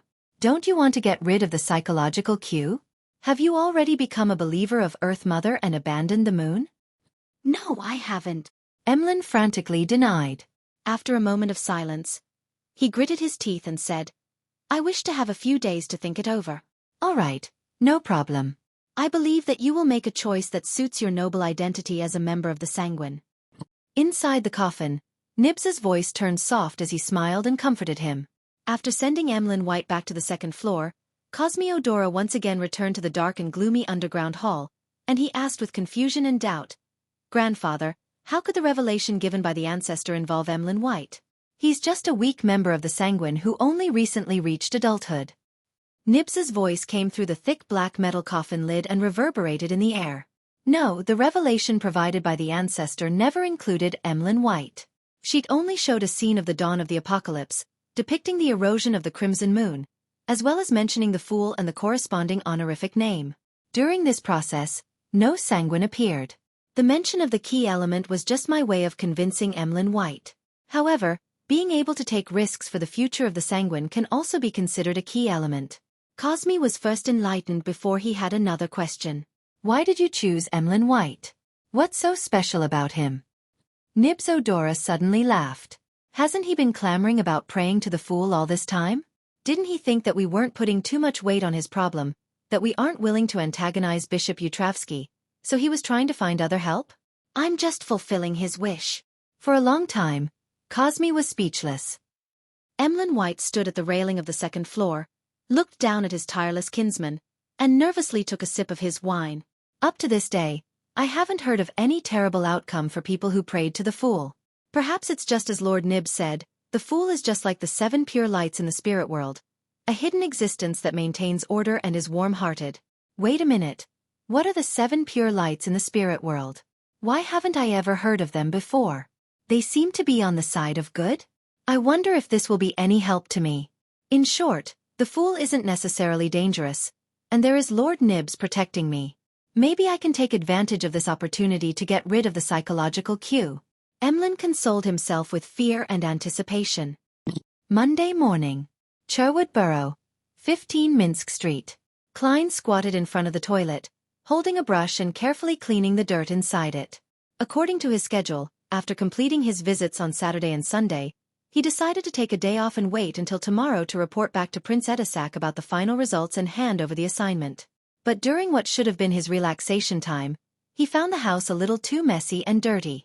It was only when he saw this that he remembered that the cleaning of the house had been done twice a week through the temporary employment of the landlady's maid next door. As the Sammers had gone on holiday to Seville City in Desi Bay, one of the maids had gone along with them, while another had returned to the countryside after receiving a year-end bonus. 15 Minsk Street, where he lived, hadn't been cleaned by anyone for quite some time. Klein had planned to put up with it for 2 days since he was leaving Backlund, but in his free time, he didn't dare to take the time to head to the Quelag Club to have fun. He was afraid of infuriating Prince Edisac, so he could only stay home. Hence, seeing the things that irked him, he changed into his old clothes and began spring cleaning before the new year. He went on to scrub the toilet, wash the bathtub, wipe the windows, mop the floors, clean his equipment, and wash clothes. Klein busied himself from 8 to 11 before barely completing his desired cleanup. Of course, he only did it perfunctorily without that much attention to detail. Sometimes, renting too big a house isn't a good thing. Klein washed his hands and wiped his face with a towel. Walking out of the bathroom and looking at the clean and tidy living room and dining room, and watching the sunlight pierce through the clouds and shine through the transparent glass window, showering golden spots in his house, he had a strange sense of accomplishment. He felt a lot happier. Time to reward myself for lunch. I'll find a good restaurant. Klein returned to the second floor and changed his clothes.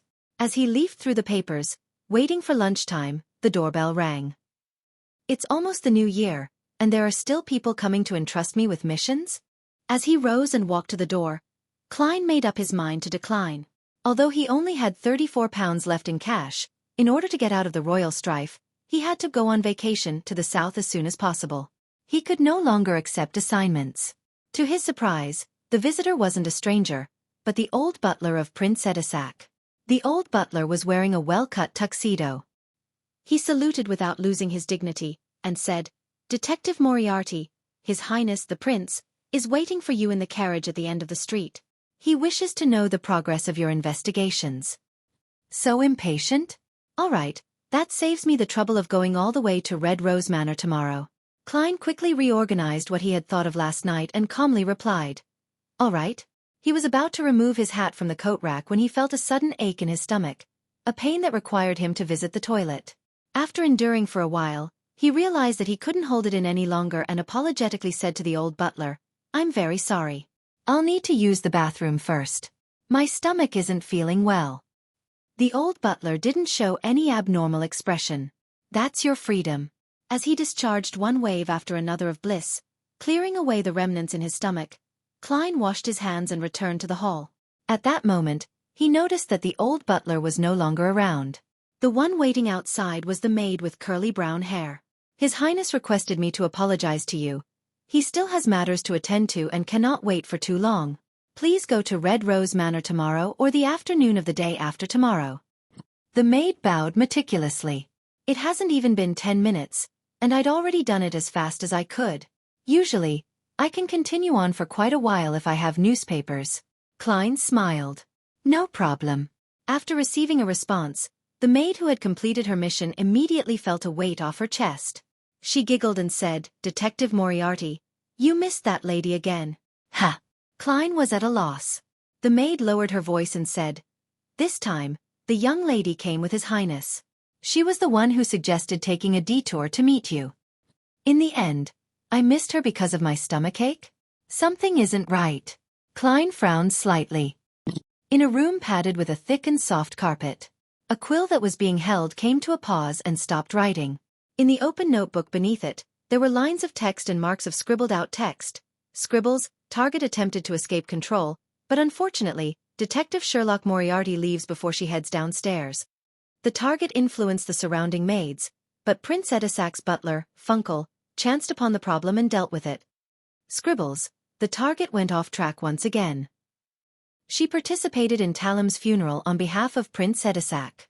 However, having quickly recovered to her normal state, she realized that she was unable to identify Sherlock Moriarty, and she could only let a chance slip.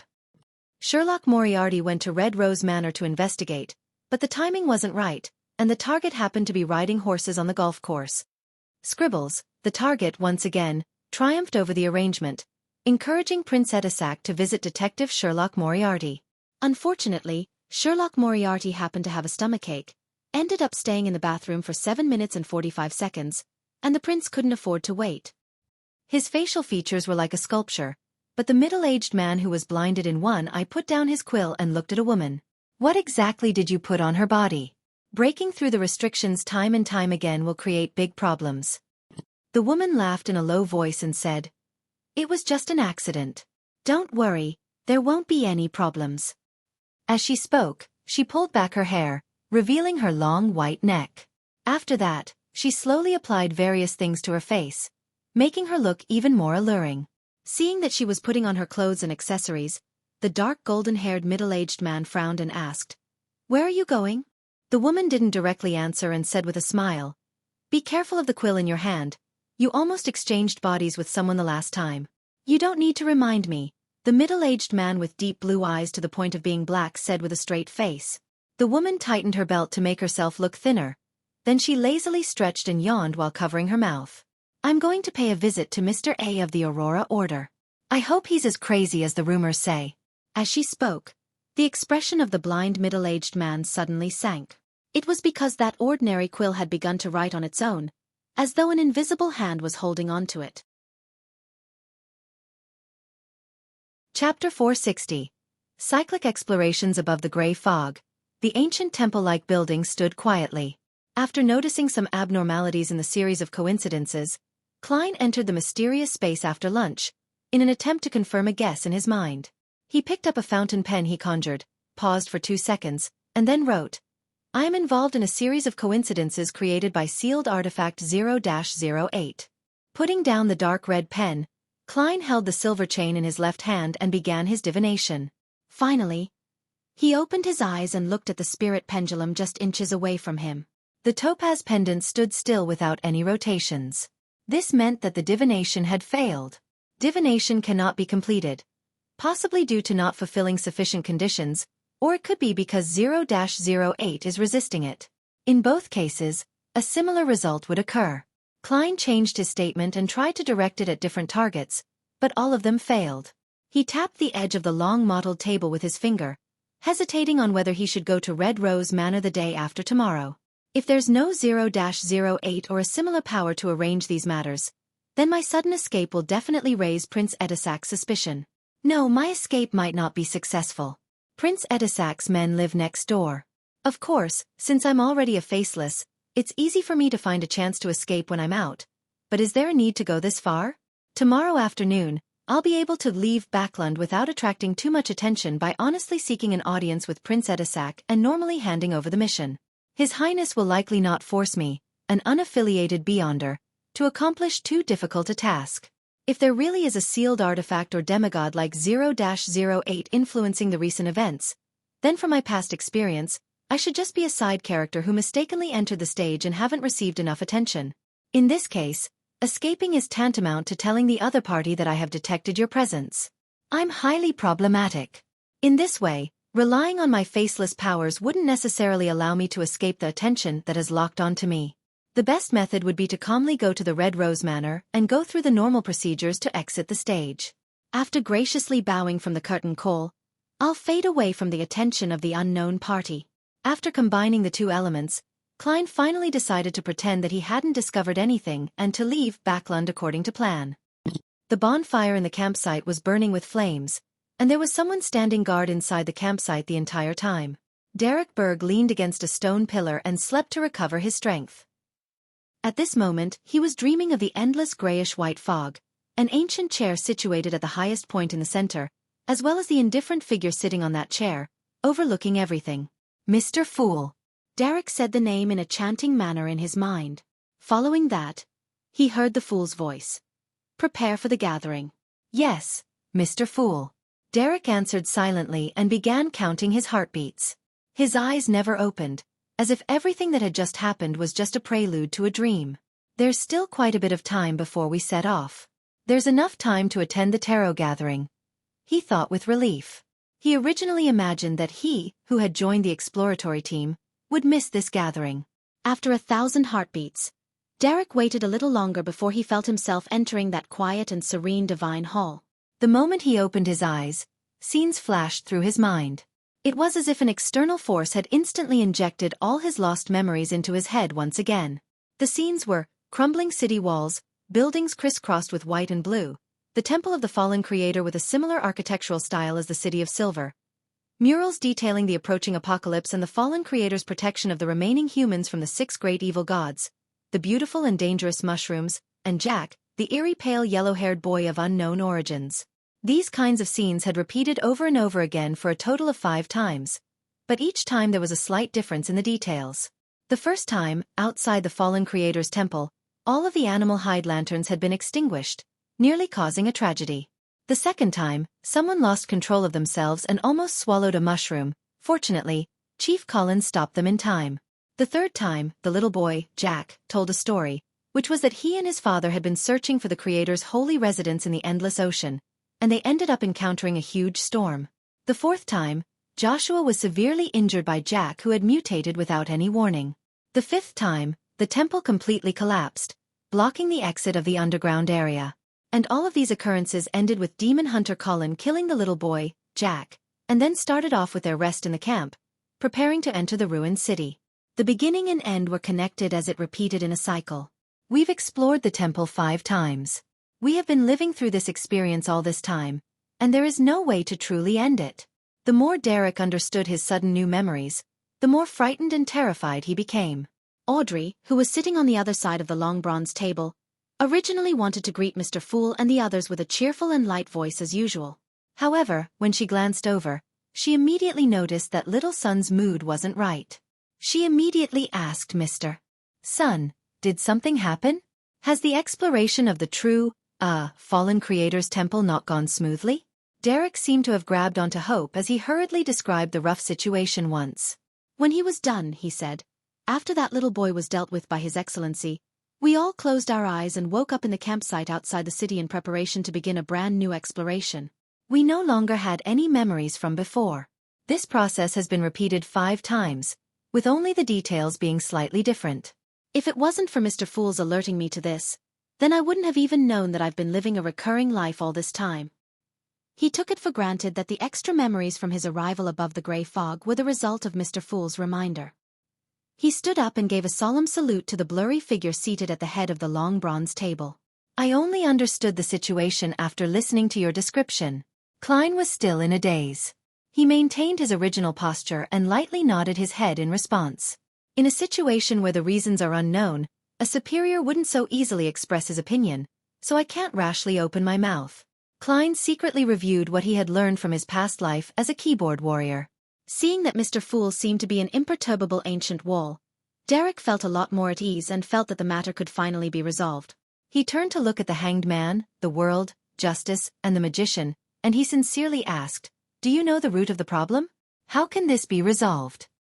The zealous Audrey instinctively wanted to answer, but she found herself without a clue or even a guess. Furs was in a similar state as she was. Filled with rich knowledge from Earth and having read many novels of being stuck in the same day, Klein originally wanted to control the world to give out ideas to give everyone some inspiration to consider regarding the matter, but after thinking about it carefully, he chose to stay low-key and prepared to observe first. After listening to the sun's description, Alger remained silent for a long time. At this moment he said in a measured tone, "I can only think of two possibilities. First, you have encountered a nightmare or hallucinatory power at a level that exceeds a demigod. After regaining your memories with Mr. Fool's help, you should be able to immediately detect something amiss once you return to the real world. That way, the problem will easily be resolved.